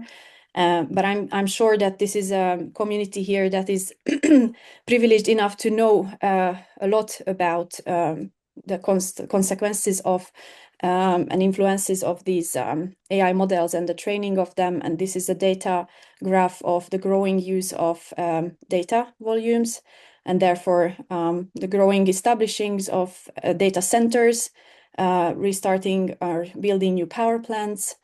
And if environment does not speak to you, then maybe money will. So the costs of training, for example, ChatGPT models, I don't even know how to read those big numbers, but you could see that it's a substantial amount. And so another critical question follows: if responsible AI use responsible if it ignores the planet and sustainability? And then here is my proposition of how to maybe educate for planetary AI literacy that includes not only human well-being, but also rivers, forests, and future generations. So it should encompass ecological awareness. It should encompass more than human ethics, whose well-being is affected beyond humans. I personally advocate for global justice lenses, because we are right now talking from very well-situated universities and countries, but what happens in those countries from where, all those precious materials are extracted to build the chips for these technological tools, and how much of the, the gap is broadening between developed and underdeveloped countries. And I also advocate for epistemic reflexivity, how AI tools shape knowledge and whose knowledge is centered there. And that it should also really reflect the agency and responsibility, civic participation, collective action, and intergenerational stewardship. So how can we use AI in education responsibly so it serves learning without harming people, communities, or the planet? I would like to propose that we start to talk about well-being sensitive AI pedagogy when we introduce AI literacy as well. So pedagogy first, AI second. This is not only because of the ecological consequences, but in general, we should learn to learn first and then continue to integrate AI as a tool still. Critical inquiry should be present, inclusion and agency, then the social and planetary justice, as mentioned before, considering whose benefits and who is harmed by AI use in education, think of future generations and more than human life, reflection with and without AI.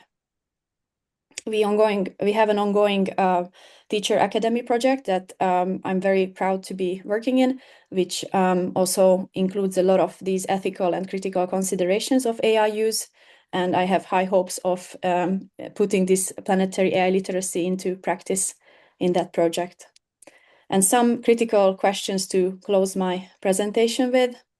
If AI shapes what I know, what I value, and how I act, is it shaping me towards sustainability or away from it? Okay, I had to put a snapshot of my latest article. This is being evaluated right now, but I looked at how generative AI tools affect action competence in users. And very quickly, it does not complete my question, but there is definitely implications of how AI tools are affecting our action and behavior. And I think that this is very kind of evident to say that your behavior and action is also changed if you interact too much or a lot with these tools. Am I using AI because I need to or because it is convenient? What is the planetary cost of that convenience? I think this continues well with what Ferenc said about our comfort and how we need to kind of realize that planetary well-being and living within the planetary boundaries is not necessarily comfortable. If AI makes me more productive for what? Growth, consumption. What do I do with the time that I saved, right? Do I use that time to call my own mother because I have more time not to work, or do something to stretch and look at my own well-being, or do some activism, or yeah. What would it mean for universities, governments, and corporations to take planetary AI literacy seriously? What would have to change? This is for everyone to think of. And then just the final summary is that human well-being cannot be considered separately from planetary well-being, and planetary AI literacy is not inherently anti-technology. It is pro-awareness, pro-justice, and pro-life in all its forms. Thank you very much for your attention. I think this is where I stop now, and I close my slides.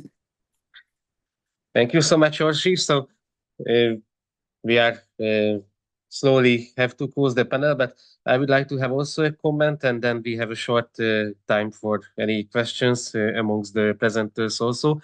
So I am serving as the principal investigator of the Algorithmic Constitutionalism Research Group, which is funded by the Hungarian Academy of Sciences. And at the end of the discussion, I would like to just raise the importance of this concept of algorithmic constitutionalism, which reflect on the constitutional consequences of the raising social role of AI. And one of my ideas, this was also the basic that we have to discuss this, that the right to a healthy environment, which is a constitutionally acknowledged right in several countries, is less contacted with algorithmic constitutionalism so far. So this algorithmic constitutionalism concept is traditionally applied to freedom of expression in the platforms, to privacy, to data protection. But my basic idea is that this might be also extended to the environmental field, to the environmental protection through the right to a healthy environment. And so I think this is also a further potential perspective of discussing various environmental impact of artificial intelligence. And some of our presenters, if I am well, Christoph and Neringa should left, but some of us are still here. So we have still, I don't know, 6-7 minutes to potentially discuss 2 or 3 questions. So I ask the audience whether anyone would like to raise a question, or whether the presenters would like to raise a question to the other co-presenters.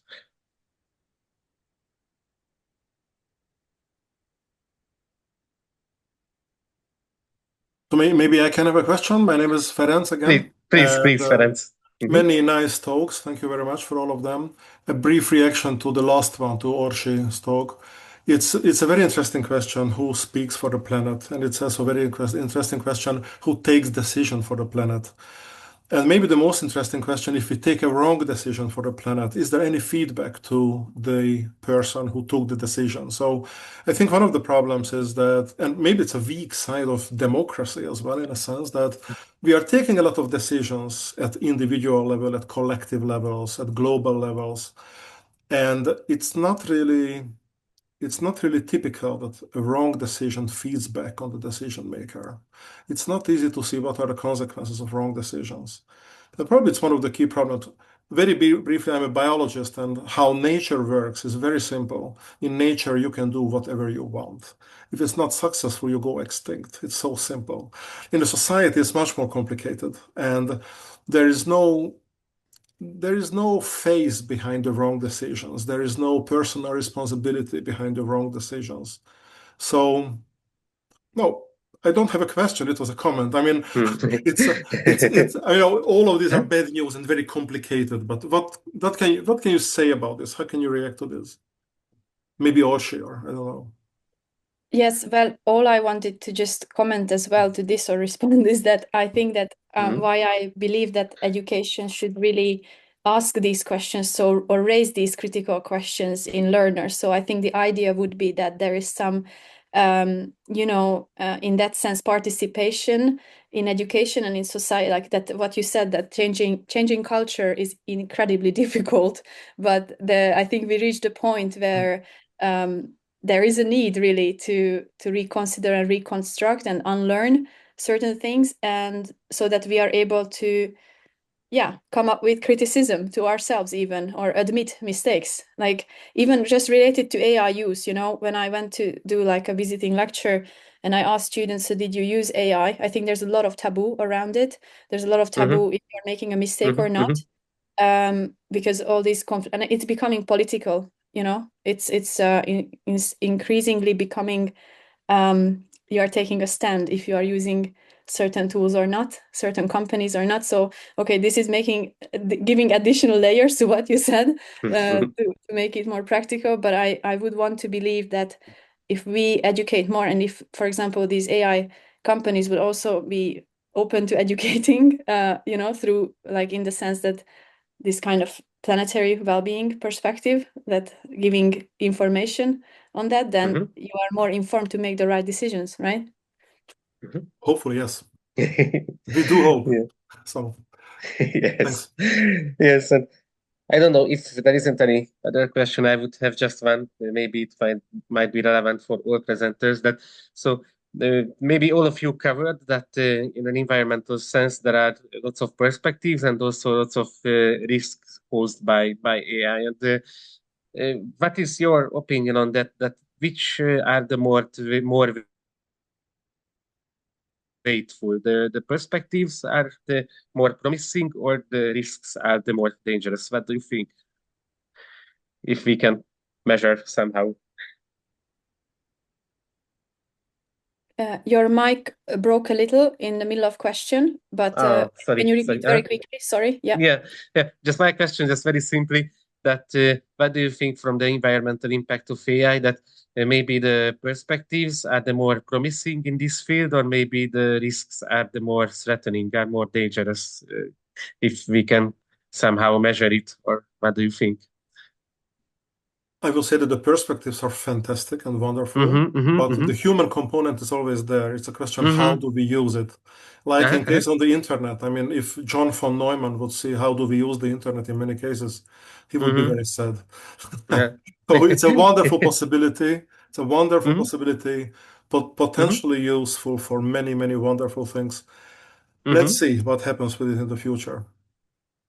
I'm currently being more afraid of the other angle of AI, especially considering these global conflicts and how this very smart tool can be also applied to not only harm the environment, but humans as well within that environment. So I think right now it's a bit more scary, but I do see that if you know, it's a very kind of they call it a knife as well. It can be used, you know, at least in two ways, very good or very bad.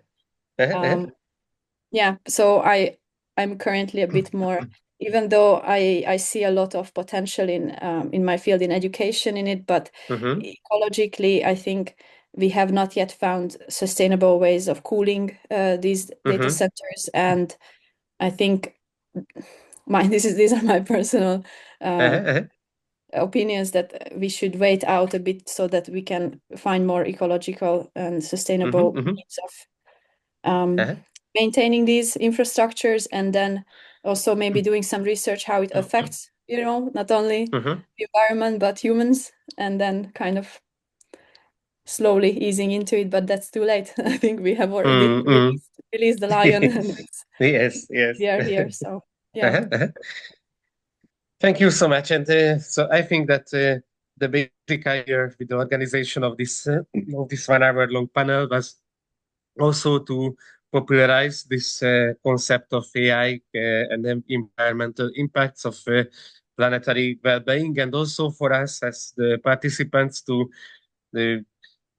get a common platform, because it was also the first time for us when we could discuss together our different perspectives of our different fields which might be relevant in this discussion on the environmental impact of AI. So I think this was a very fascinating first attempt to get this complex puzzle together in our circle, and I really hope that we will have further occasions to continue this collaboration, even in conferences, maybe even in papers, we will see. But I think it's very promising that these various aspects of AI and environmental impact, especially from the legal context, could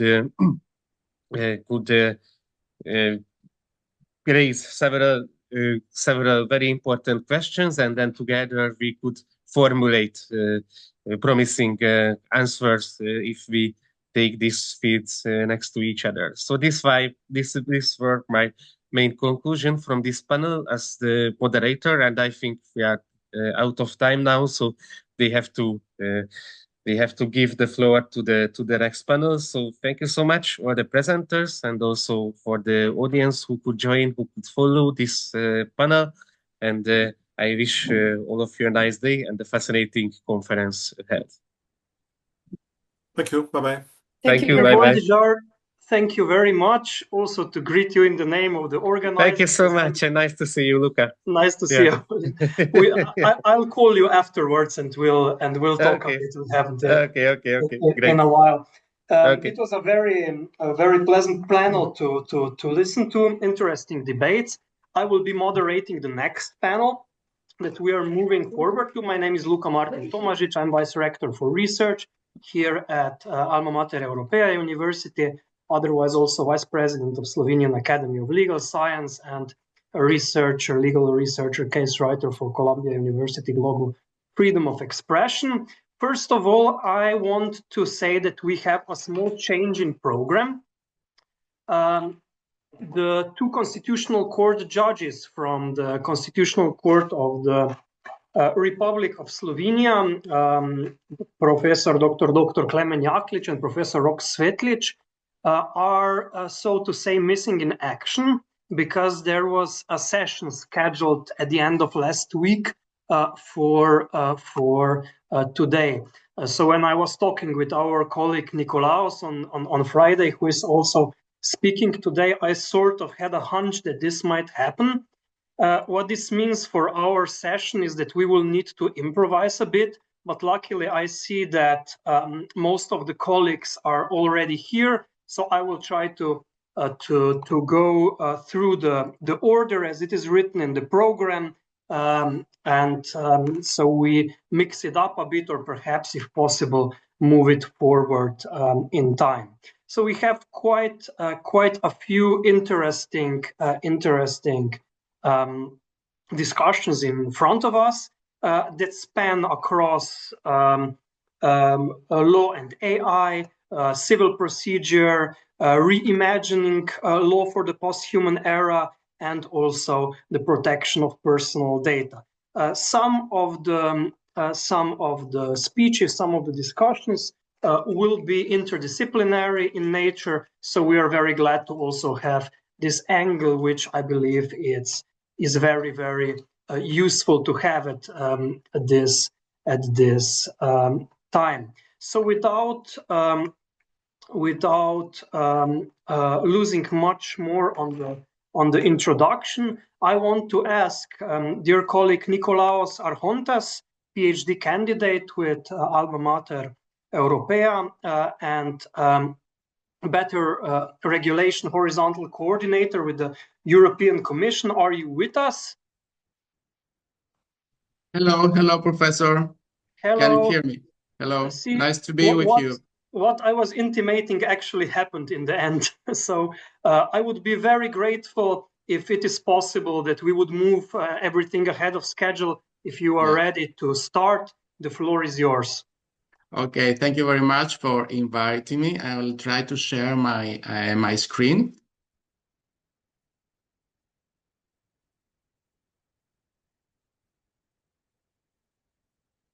And can you confirm that you can see my screen? We can, hello, we can see your screen, but we don't see it in full screen. So just put it in full screen mode. Yeah, sure. No, it's fine. Thank you. Okay, so thank you very much again, Professor, for inviting me. I would like to present to you the findings of my research concerning how to analyze the consultation results, especially at the EU level and especially at the European Commission, which is the executive branch of the European Union. So what is my deliverable? It's like a prototype AI solution for analyzing the consultation results of the European Commission. Just to give you the context, the European Commission is the executive branch of the European Union, operates under the better regulation approach, which comprises three main pillars. So evaluation for the past legislation, impact assessments for the forward-looking legislation, and the third pillar is the consultation activities. So we get a lot of contributions, feedback, comments to call for evidence documents, legislative proposals. So we get a high volume of, stakeholder insights. All this happens through our single entry point, which is called Have You Say web portal. So the aim must be clear. We have to contribute to evidence-based policymaking because there is a need, and this need is to feed the policy-making side of the European Commission with the stakeholder insights. So there is both a legislative imperative inscribed in the treaties, and there is also a political imperative to do so. So the challenge is quite huge. There is so much information overload, and of course, many times the DGs, the Directorate Generals, have not the capacity to analytically analyze all this volume of contributions. I'd like to pass to the next slide. Just to give you some figures, in 2025 only, we got more than 240,000 feedback comments on call for evidence documents. We ran approximately 100 public consultations on the Have You Say and got approximately 300,000 contributions. And also we got more than 30,000 position papers. So I need you to understand the volume of these multi-format, multilingual documents and contributions of the stakeholders. So I try and discover an operational research gap. The existing tools do not, have had some limited results, which cannot really be scalable and repeated. And so there was a need for a prototype solution for a corporate-wide, AI-driven methodology. I tried to answer two main research questions: to what extent these tools, which are AI-enabled, can support the European Commission to process, the results of the consultation activities, and most importantly, so a second question is, what are the institutional, methodological, technical, operation, and usability requirements for such a solution to be workable? I conducted a kind of mixed method approach. I searched on literature reviews. I conducted imperial interviews with European Commission officials.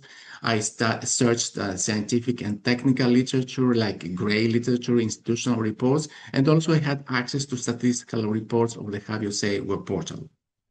My prototype solution is based on the so-called CRISP-DM approach, which is the cross-industry standard process data mining model, which comprises 6 main phases. The first one is phase 1, which is the business understanding.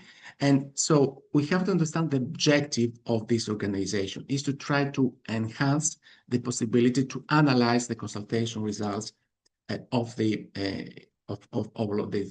activities of the European Commission. And this is why what we require is mostly an automated summarization tool, kind of a sentiment analysis tool, which would really identify the positive, the negative, the neutral sentiment of the citizens and stakeholders. We need also to be able to cluster the key messages, to identify the topics which are interesting for stakeholders, and also a tool which generates some reliable executive summaries to support the reports, impact assessment, and evaluation reports. The phase 2 of the CRISP-DM approach has to do with the data understanding.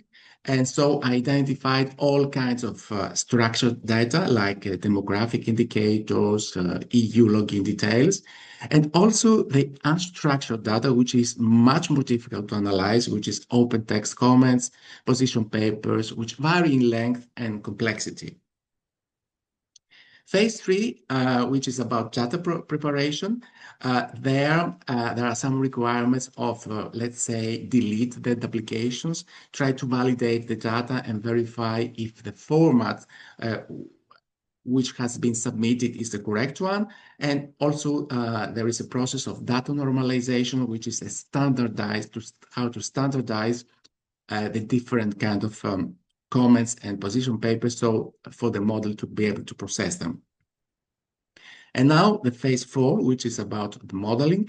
And just in very brief terms, I would like to touch upon some very important aspects of these modeling algorithm requirements.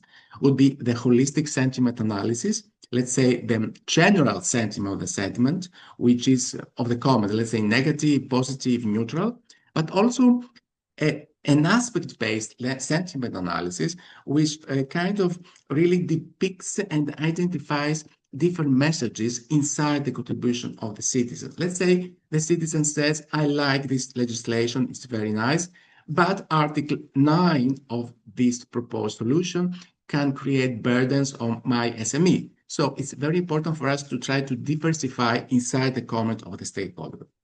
Another, the modeling algorithm should be able also to generate high quality summarization, to disaggregate the analysis, but also to try to understand the meaning of the words based on the context, not only on the significance of each individual and independent word, but on the context, because it needs to try to be sensitive with the cultural expressions, sarcasm, irony in different languages of the European language, just to mention that there are 24 EU official languages. And also another perspective is the possibility of explainability and transparency. We need to go back to the input data and try to figure out whether the input really aligns with the outcome. Let's say that we get, when the summary is generated, we get a positive sentence. We must be able to go back to the input and justify if and see if the comment is really positive. So to cross-validate to what extent the output corresponds to the input. So phase 5, just very briefly, it is about the evaluation of this prototype solution. And according to my research and to the empirical interviews of the policy officers, critical indicators are the efficiency, the speed, the possibility to reduce the manual workload, not to increase it with the different complex iterative feedback loops, the possibility to granularly segment on the data, and as I mentioned earlier, the possibility to explain and try to understand the outcome based on the input. Phase 6 is about deployment. I came up with different periods: testing period, pilot phase, and full-scale deployment 10 months later after the initial deployment. So I close my presentation step by step by answering to my questions. First of all, yes, EU and the European Commission can be assisted with AI tools to process the high volume of consultation activities and results more efficiently, more effectively, and more reliably. And this can be really something like institutionalizing a more transparent and evidence-based policymaking. All the conditions, by answering to the second question, on some very concrete, strict institutional, methodological, technical operation, ethical, and usability requirements. Let's say advanced preprocessing, context-aware modeling. The humans should be always on the loop, especially in this kind of high-risk organizations where they produce policymaking. So it's very important that the humans make this final decision and validate and clear the outcome through iterative pilots, and also the necessity to comply with the GDPR and EU AI rules. When it comes to the practical applications of my prototype solution, as I mentioned before, the core objective was to analyze consultation results on HabioSafe. But this prototype solution could be very easily adopted by other EU member states, national, regional, municipal administration, or even other Western liberal democracies engaging in consultation results. Just a disclaimer, these are the positions of the author and the researcher and do not necessarily reflect the corporate lines of the European Commission. And at this point, I would like to thank you for your attention, and we'll be very glad to engage in conversations with the co-speakers or with the audience. And I hope that I respected more or less the time limits. Dear colleague, thank you very much. I thought this was very enlightening, and thank you very much for a very, very useful proposal and for really fleshing it out in a manner that makes it operational, useful, and I believe it could be a very good step forward. I want to open the floor for a question. Are there any questions at this point? If not, I have one. I saw in the modeling phase you had written as one of the things to ensure compliance with legal frameworks as well. So my question there is, you also said humans will be kept in the loop. How will, one thing is regulation, legislation, but there is also court practice and decisions. How are this to be integrated? Is it through the involvement of humans, or is there a way to take this into account, let's say, more in a more AI-driven manner? I think the answer is twofold. Both systems can be used here. First of all, when it comes to the GDPR requirements to anonymize the data, because the email addresses, the names of the stakeholders, or the names of the names of the contributors could not be really inserted in the model. So we have to be very careful about the anonymization of the GDPR. So in that case, an AI tool, in that case, we can really very easily delete all, sensitive and personal data. So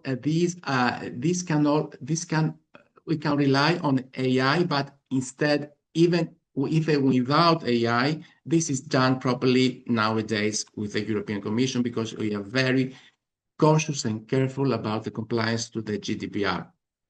And also, the AI could also help us detect if there was some kind of human error and there is some kind of sensitive data inside the comments and the contributions. For instance, let's say in a position paper, the contributor by error, although he's responsible for not inserting sensitive data, let's say that we find a sensitive data and the AI tool should be able to detect it. So I don't know if I answered your question. Absolutely. So both, using the old methods of trying to delete all, contact data and sensitive data, but also using the AI capabilities in case there is a human error. Dear colleague, thank you very, very much.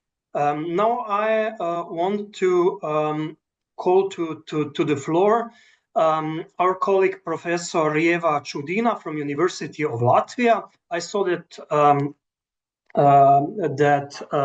are you available already to speak? We are a bit ahead of schedule still.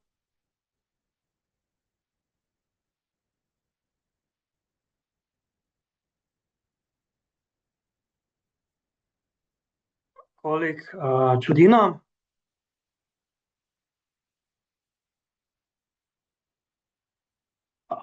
I see that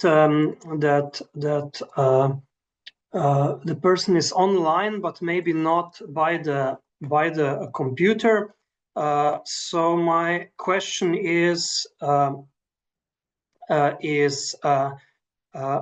Šaholi with us also?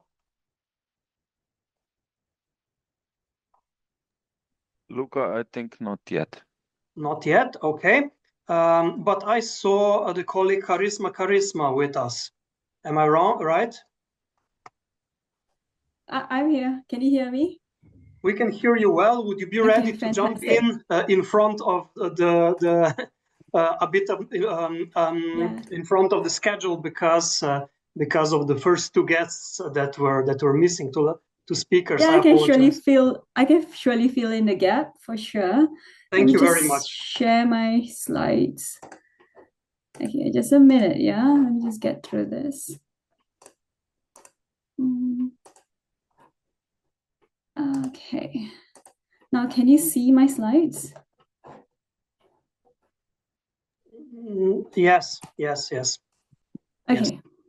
Right. So it's kind of close to midnight for me because I'm based in Sydney, Australia. So basically, I'm a postdoctoral researcher at the Asia School of Business, and this institution is based in Malaysia. So I'm requalifying myself to practice in Sydney, but I'm going to be presenting on artificial intelligence and reimagining law in a post-human era. So let me just get started. Now, we often hear of the phrases "one day" or "the day will come" when speaking about AI's full-scale adoption. Yet, optimistically or rather ominously, the day is drawing near. So these systems are no longer external tools per se. They are becoming part of the dynamic interplay between humans and machines, an integration that will only deepen in the near future. So we are looking at the more than human interface being blurred. And therefore, I began my discussion with a rather somber prelude that is no longer an external tool, but it's going to be more internalized in the near future. Okay, let's go. Right. Now, I'm going to start off with what the post-humanist thought is. So as a legal scholar, I had to get into this a bit more because a lot of my colleagues, as of me, were not familiar with the understanding of the post-humanist thought. So basically, the post-humanist thought challenges the assumption that a human is a stable and autonomous category. So it dismantles the entire traditional model of the individual as being the proprietor of his own person, owing nothing to the society for them. So it views a human as relational and constantly in flux. The human is shaped by historical, technological, ecological, and political entanglements. So the post-humanism challenges the idea that humans are the unique and superior center of the world. Instead, a post-humanist scholar would say that they are interconnected with all the life forms, technology, and the environment. So we have two prominent post-humanist scholars, scholars in the post-humanist literature. So the first one is Catherine Hills. Catherine Hills says that the post-humanist subject is an amalgam, a collection of heterogeneous components, a material informational entity whose boundaries undergo continuous construction and reconstruction. But more importantly, I want to direct your attention to what Donna Haraway says. So Donna Haraway says that a cyborg is a cybernetic organism, a hybrid of machine and organisms, a creature of social reality, as well as a creature of fiction. So you're going to likely see that humans and the more than humans component or technology component is going to be likely intersecting or co-evolving, such that we are going to look at the concept of cyborg, not in sci-fi movies anymore, but in actuality as what's happening on ground level. So I'd like to direct your attention to three concepts. Now, many of you are familiar with what artificial intelligence is, machine learning is, and deep learning is. Currently, when people mention GPT is actually a large language model. So we have not seen the true potential of what artificial intelligence is. So I'm going to direct your attention to three concepts. The first is generative AI. Now, generative AI is something that we use on a day-to-day basis. Some scholars, students, lecturers, in workplaces, we use generative AI. It's a type of AI that can create new content and ideas by learning from existing patterns. Now, another big concept is agentic AI. Now, agentic AI is a kind of AI system that can set goals, can plan, and can execute tasks autonomously without human intervention, or with minimal human intervention. And the more important concept here is cognitive AI. Now, cognitive AI is an AI system that emulates human intelligence and cognitive processes such as perception, reasoning, learning, and decision-making through data-driven self-optimizing computational architectures. Now, this type of models have already started being created by Anthropic or through Claude models, and we are seeing cognitive AI being brought in the picture more now than in the past. So I'm going to look at agentic and cognitive AI as giving form to the post-humanist theory. So how has AI been used in courts before? So we examine recent changes in the context of how lawyers, courts, and others are currently using AI. Based on an article by Professor Sordin, he says there are three ways in which how AI is used in the justice system. The first is as a supportive technology, the second is as a replacement technology, and the third is as disruptive technology. So what is supportive technology? It basically means that it assists and informs human actors in the justice system, enhancing their work without altering core roles. The second is replacement technology. It performs tasks or functions previously carried out by humans by substituting human activity. And more importantly, the third one, which is disruptive technology, it would alter judicial roles altogether through tools like predictive analysis. And I'll be giving you examples later as to how predictive analysis has been utilized in sentencing procedures, particularly in the United States. So we are looking at technology-assisted reviews, online dispute resolution mechanisms, and COMPAS risk assessment mechanisms that have utilized AI or have utilized sort of machine learning technology when dealing with the justice aspects in certain jurisdictions. So the first one is technology-assisted review. Now, technology-assisted review is a process that uses computerized system to prioritize or code documents. It relies on judgments of subject matter experts on smaller sample of documents and applies those judgments to the remaining of the document collection. So it's basically used in discovery. And when there are massive data volumes, and it's very difficult to engage in a manual review. So the workflow begins with attorneys or lawyers coding a small sample of documents and training the artificial intelligence software to predict the relevance in the remaining of the documents. So these are done in batches. And however, this is the first 1.0 version. When you are looking at the 2.0 version, the artificial intelligence system continuously automates its models in real time based on the lawyer's feedback and reprioritizes documents which are reviewed. So this improves, the 2.0 version improves the accuracy of review and discovery procedures. Now we are looking at the next version, which is the Gen AI version. Now, generative AI version of technology-assisted review doesn't just classify the documents. It explains the reasoning behind its classifications, and it allows the lawyer or the person utilizing the system to refine the prompt criteria based on feedback and engaging in more dynamic feedback loops. Right. Now, this is the more important aspect as to how AI has been, how predictive analysis has been utilized. And this is in sentencing. So we have COMPAS. COMPAS stands for Correctional Offender Management Profiling for Alternative Sanctions. And they utilize algorithmic decision making. So it has been developed since the 1998. And there are three mechanisms: the pre-trial risk mechanism, the general recidivism scale, and the violent recidivism scale. Basically, COMPAS has a lengthy questionnaire of 137 questions, and you have to assess the offender utilizing the 137 variables available. I'm going to give you an example of how this has been done. We have one case study. So Paul Zilli. Paul Zilli was convicted of stealing tools like a lawn mower, which he intended to sell for parts. Now, both the prosecution and the defense recommended a 1-year jail term under a plea deal. But Judge James relied on the COMPAS platform and said that his offending was as bad as it could be. So the judge instead sentenced him to 2 years prison sentence. And the judge further said, without the COMPAS system, he would have his lordship would have sentenced the offender to just 18 months. The next one was Eric Loomis. Now, Eric Loomis was convicted in a drive-by shooting in Wisconsin. The COMPAS tool rated him as high risk on all the scales. So the Wisconsin Supreme Court examined whether the usage of such algorithmic decision-making would violate due process or fairness, because ultimately the COMPAS itself is proprietary. No one knows how it works. It's a black box.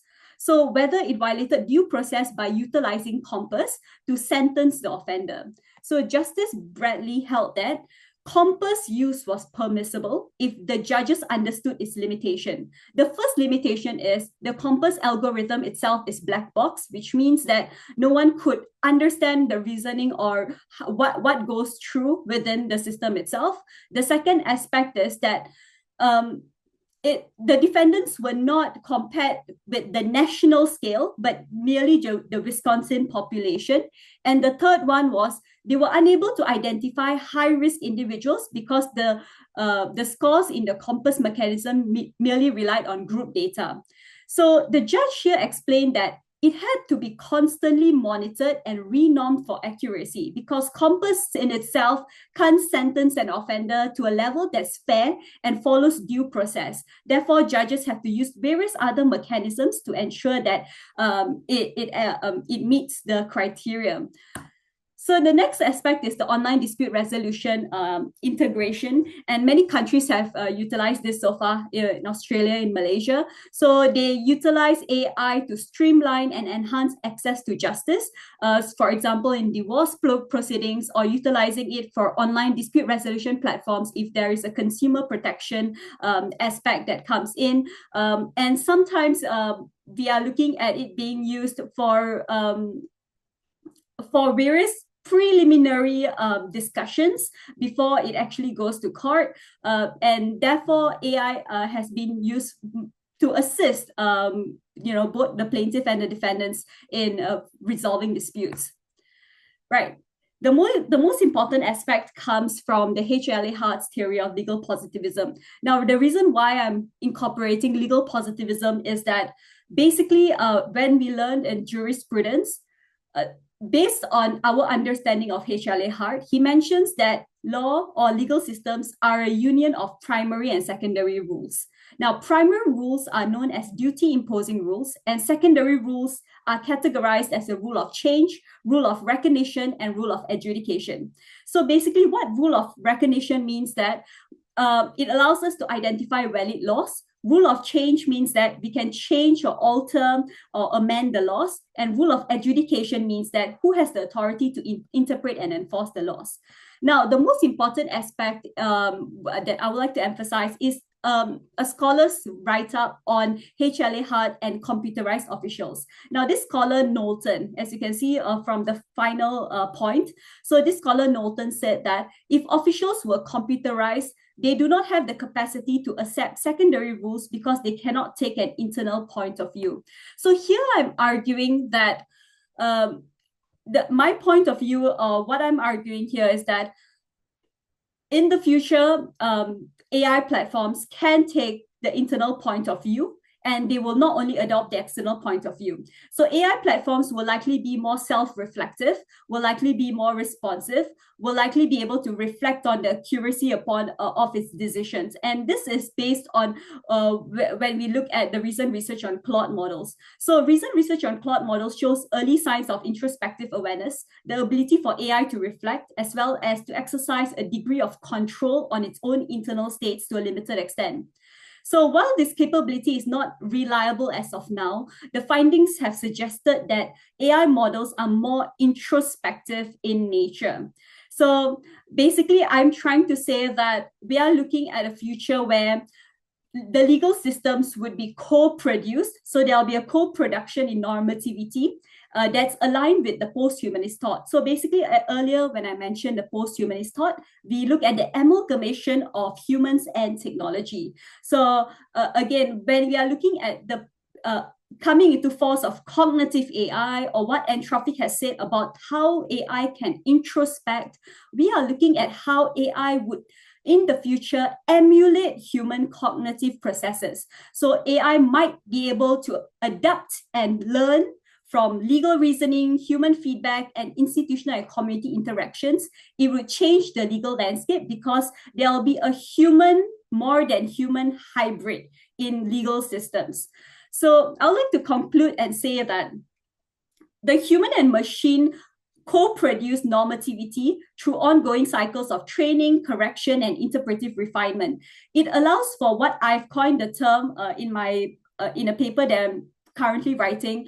We are looking at the word embedded legal consciousness, which means an AI system would likely in the near future have what we call embedded legal consciousness, with more and more feedback loops and more interactions with institutional and the community itself. And likely to conclude my presentation with this, the first is interpretation, second one is normativity, and the third one is justice. I'd like to focus on justice. We are shifting from human deliberation alone to one we call as human algorithmic alignment, something that integrates, something that co-produces, something that amalgamates technology with AI.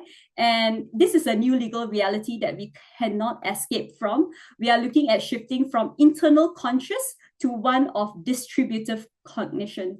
So on that basis, thank you so much. If you have any questions, feel free to reach out.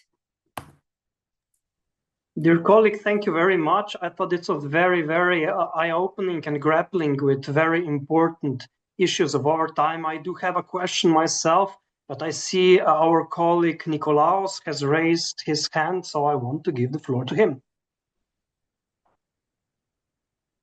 Thank you very much. I think it was a very interesting presentation of my colleague here. And I think it kind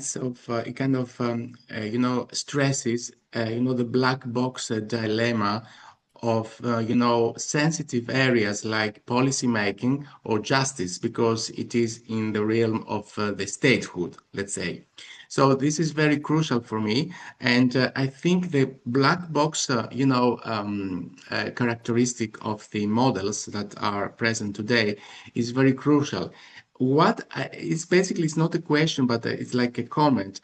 We need to find a balance between the rule-based, approach and the neuronic-based approach. So, and we need to find a solution between the computational power of the black box and the lack of, high computational analysis of the rule-based symbolic systems. So I think a hybrid kind of architecture should be really our focus here, because in the statehood and in the organizations like justice, policymaking, or executive, power of the government, we should be able to go back again and try to figure out what was the input, because the data should be aligned with the outcome. So this is crucial for me. I mean, until the point that we have not discovered and solved this kind of issue, I think the public will not trust AI in the solution. But I would like also Charisma's also, approach here. I have to second that, because currently when we are looking at AI, especially in Malaysia and the legal justice system, there are lots of biases in current data. So when you input that data with such biases, it's likely to produce the same output with similar biases. So we have to stop it at its core and understand what data we are feeding into the system. So I'm looking at the concept currently, personally, on indigenous minorities and how they are being treated. And the same data is being fed, and likely in terms of ensuring that they are sentenced accurately, fairly, with due process. That's not happening, because what input is what output you get. And currently the black box, while we understand that the black box is diminishing, there's more understanding of the reasoning behind it. We need more of that, because that is not going to be accepted, like what is said, by the community if it is what it is currently. Yeah. Thank you very much. I do have a quick question, although I kindly ask you to answer very shortly, just perhaps a short thought, because I see that our dear colleague, Professor Chudina, is already waiting. But I am interested in your thoughts. You leaned on Hart's theory, okay? So my question is, at least to some degree, my question is, obviously this internal point of view, external point of view dichotomy was criticized, for example, by Dworkin, that it ignores how participants reason with principle, or by Finis, that it is not oriented necessarily towards human flourishing and the moral foundation. Does this in any way influence your argument, these debates, let's say, in the realm of legal philosophy, or do you think it stands in any case? I just wanted to provoke you a bit with that, so I'd be glad to hear you. Yeah, can you just repeat the last part? I didn't catch you because I couldn't hear just the last part. Do you think it in any way, for example, Dworkinian or Finisian critique of Hart's dichotomy between internal and external point of view, does it in any way influences the argument you presented today? Yeah. So, and I feel I'm not too towards the Hart's internal point of view, because I think that we have to expand our understanding as to what is internal point of view. It's not working towards just human normativity. We are looking at using human machine assemblages or the connection with human and machine. So I'm looking at a hybrid. And when we look at internal point of view, so it'll be like a hybrid internal point of view, not just merely internal point of view of the human. Yeah. Thank you very much. Thank you very much for the eye-opening presentation, for your research. And now I want to give the floor to Professor Eva Chudina. We are glad that you are with us. She will facilitate a different kind of discussion that on the previous two topics, but one that I'm very much, and we all are very much looking forward to. So, dear colleague, the floor is yours. Hello, thank you very much. I will try to share my presentation. Do you see it? Do you see it? Not yet. Not yet. Not yet? Oh, okay, sorry. Then I will try.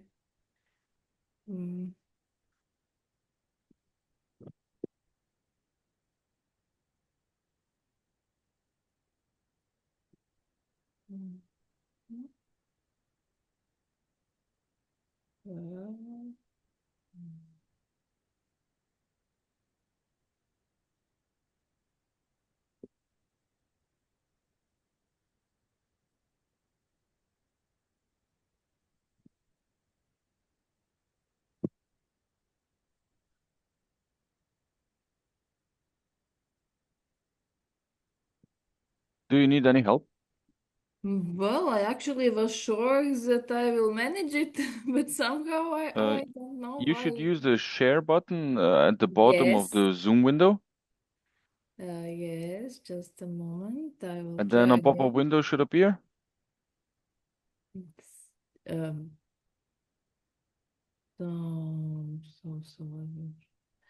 here I see on my desktop this presentation.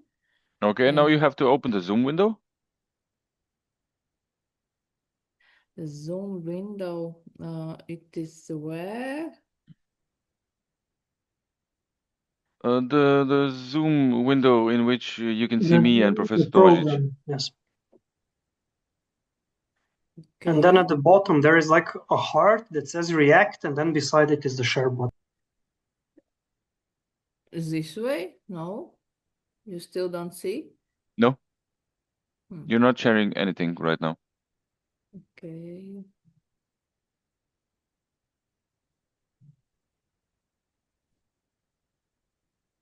Okay, then I will maybe we'll close one more time and then open again. Closing the PowerPoint won't help. You have to click share in the Zoom program.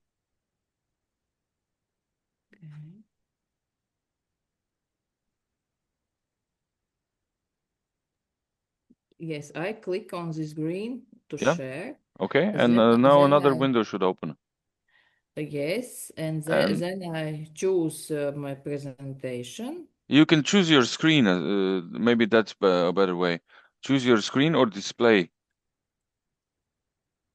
The first option is screen one, probably, or just screen.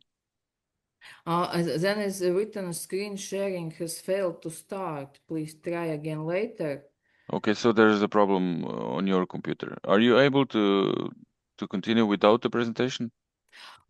If it's okay for you, yes, then I just can talk about it without showing my presentation. Is it okay?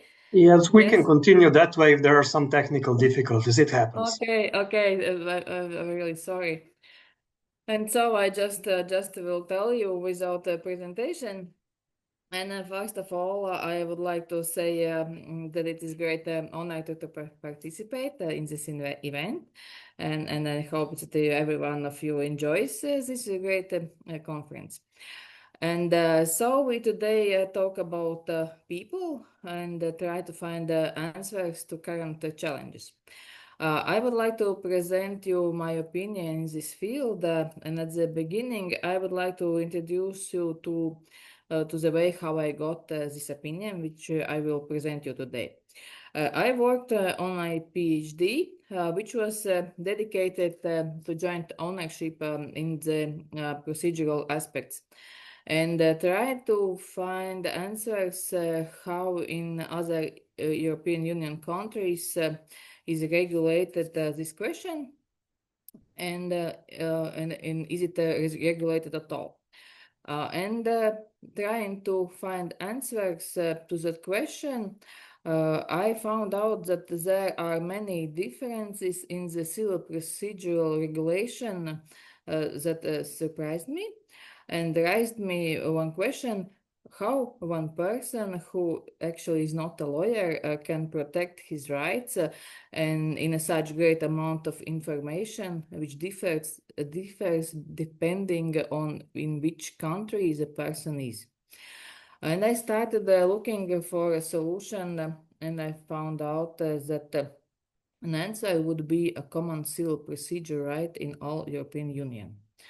First of all, this solution is based on obligation to provide fair trial. If we talk about the meaning of fair trial, then we can see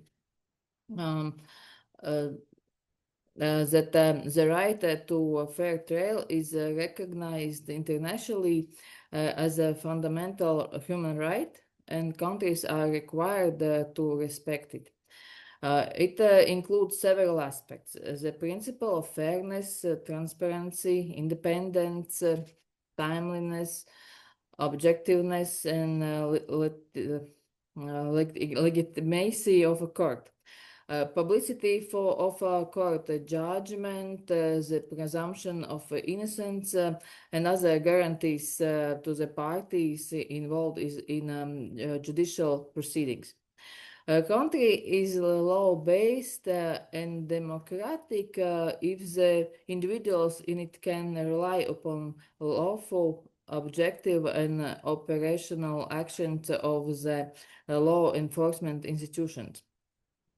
Now, when we understand what the fair trial is, arises the question, is it fair that the one European Union citizen rights to fair trial differs from another person rights to fair trial just because they are in a different European Union countries? My following conclusions asks for a little change of mindset, but to my mind, it is correct way how to provide a fair trial.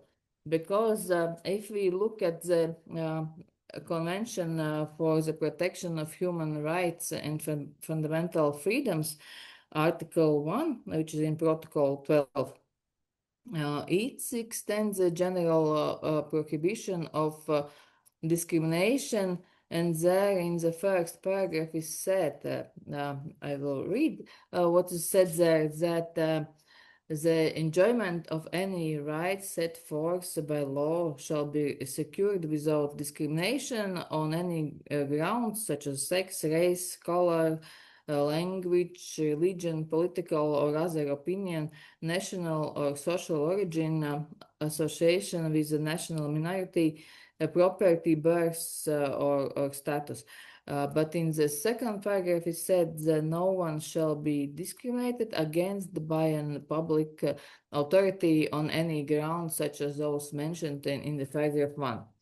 And so, as the European Convention on Human Rights, Article 6 guarantees the rights to a fair and public trial within a reasonable time by an independent, impartial tribunal established by law.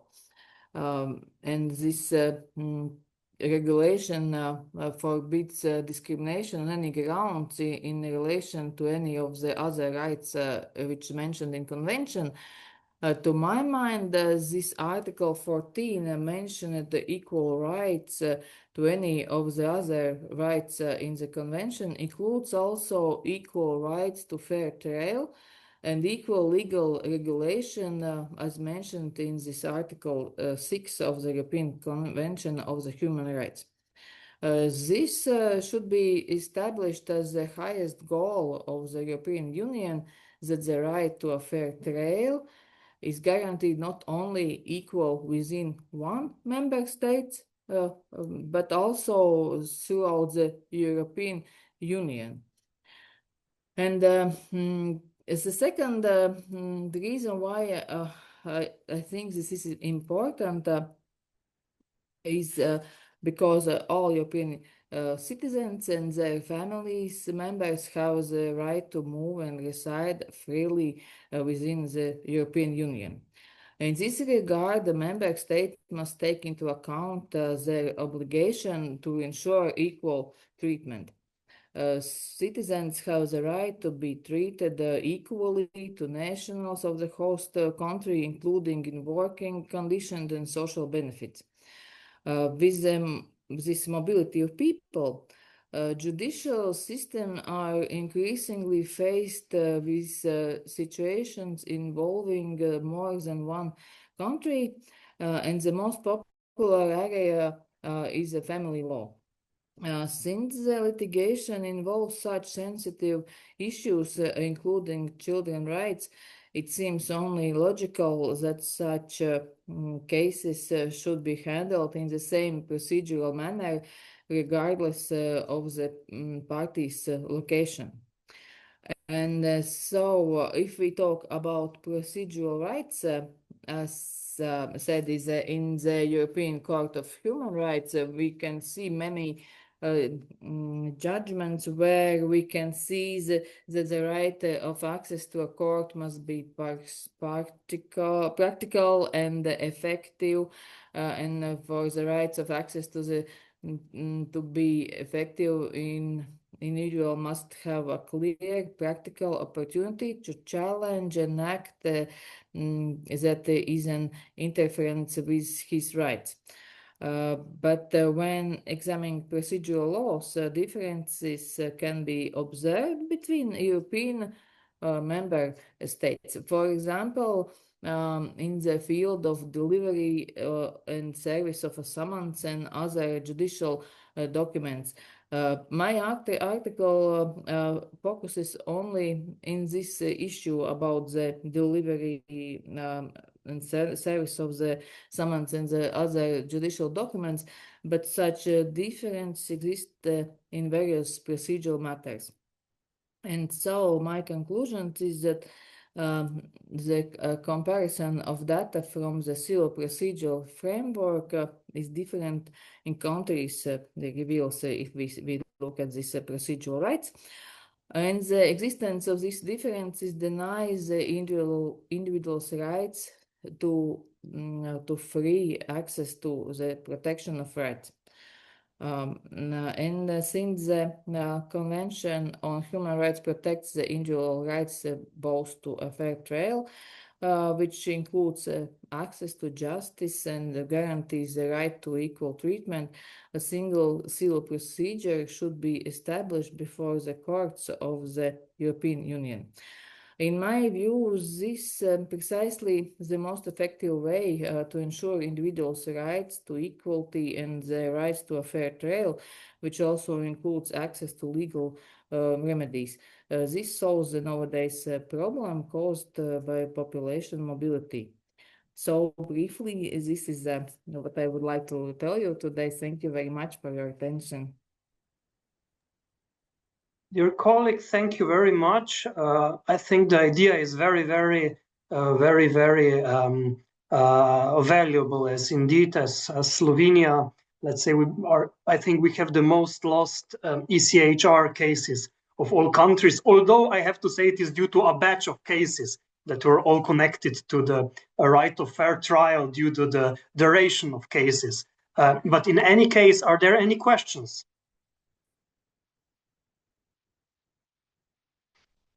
I see no questions at the moment, so I will ask one that is perhaps, not really delving deep into the issue, but still I think it is something that in moving this proposal forward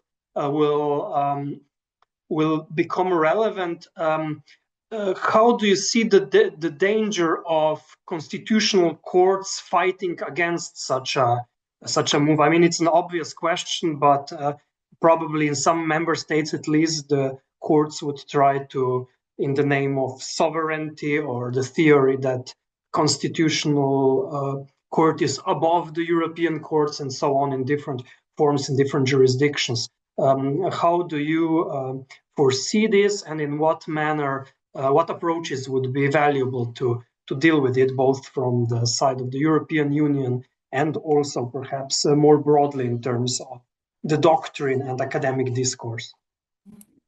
Yes, I see, I understood your question.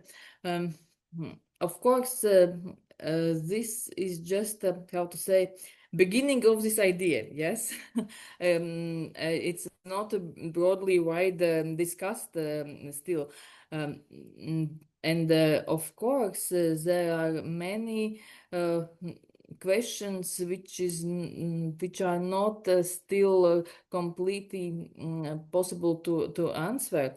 But to my mind, if we look how European Union try to make the best way for persons who live there, that this idea that a person should treat equally not only in every member state but also in all European Union, it's to my mind is a correct way how to think. And I am sitting as a judge in a civil procedural law, so I used to connect with other judges in other European Union countries. And it's really surprised that in every time when we meet and talk about how our civil procedural law works, we see the differences. And it sometimes seems very strange how in one European Union it could be so. For example, in some states judge may just send someone and there is no need to be sure does the person get this summon or not. But in other countries, there are written that the judge must be really sure this person gets this summon. And so it's just one little question, yes, but it's important. And these differences are many in different questions in civil procedure law. And as the court is not something like arbitration when persons come together and just choose who will be judge, yeah, but this is like made from state. Then it should be. I think it's a great change of mindset that we should equalize this rights to the civil procedural law. So briefly, thank you.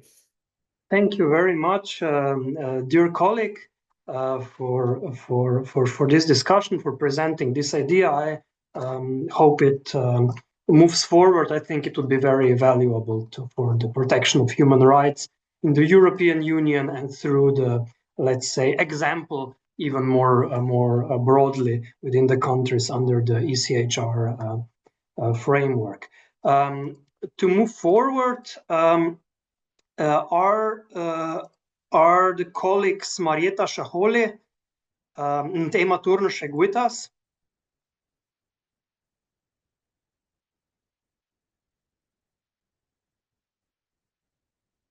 Given that the colleagues have not joined, the colleague Šaholė is scheduled to speak at this time, but the colleague Ema Turnšek might join us later. I don't see anything else but to call for a 20-minute break, and we meet at 13:20. And if the colleagues are online, if they join us, I think we will have two very interesting contributions ahead of us. If not, we will call it a day. Sometimes such scheduling problems happen. People get tied up in their day-to-day obligations. I am very glad that the colleagues Nikolaos, Charisma, and Yeva, that we managed to have this discussion. And I wish everyone a pleasant break and see you in about 15 minutes. I want to inquire whether colleagues Marieta Šaholė from European University of Tirana and colleague Ema Turnšek from University of Maribor and Central European Academy have joined us.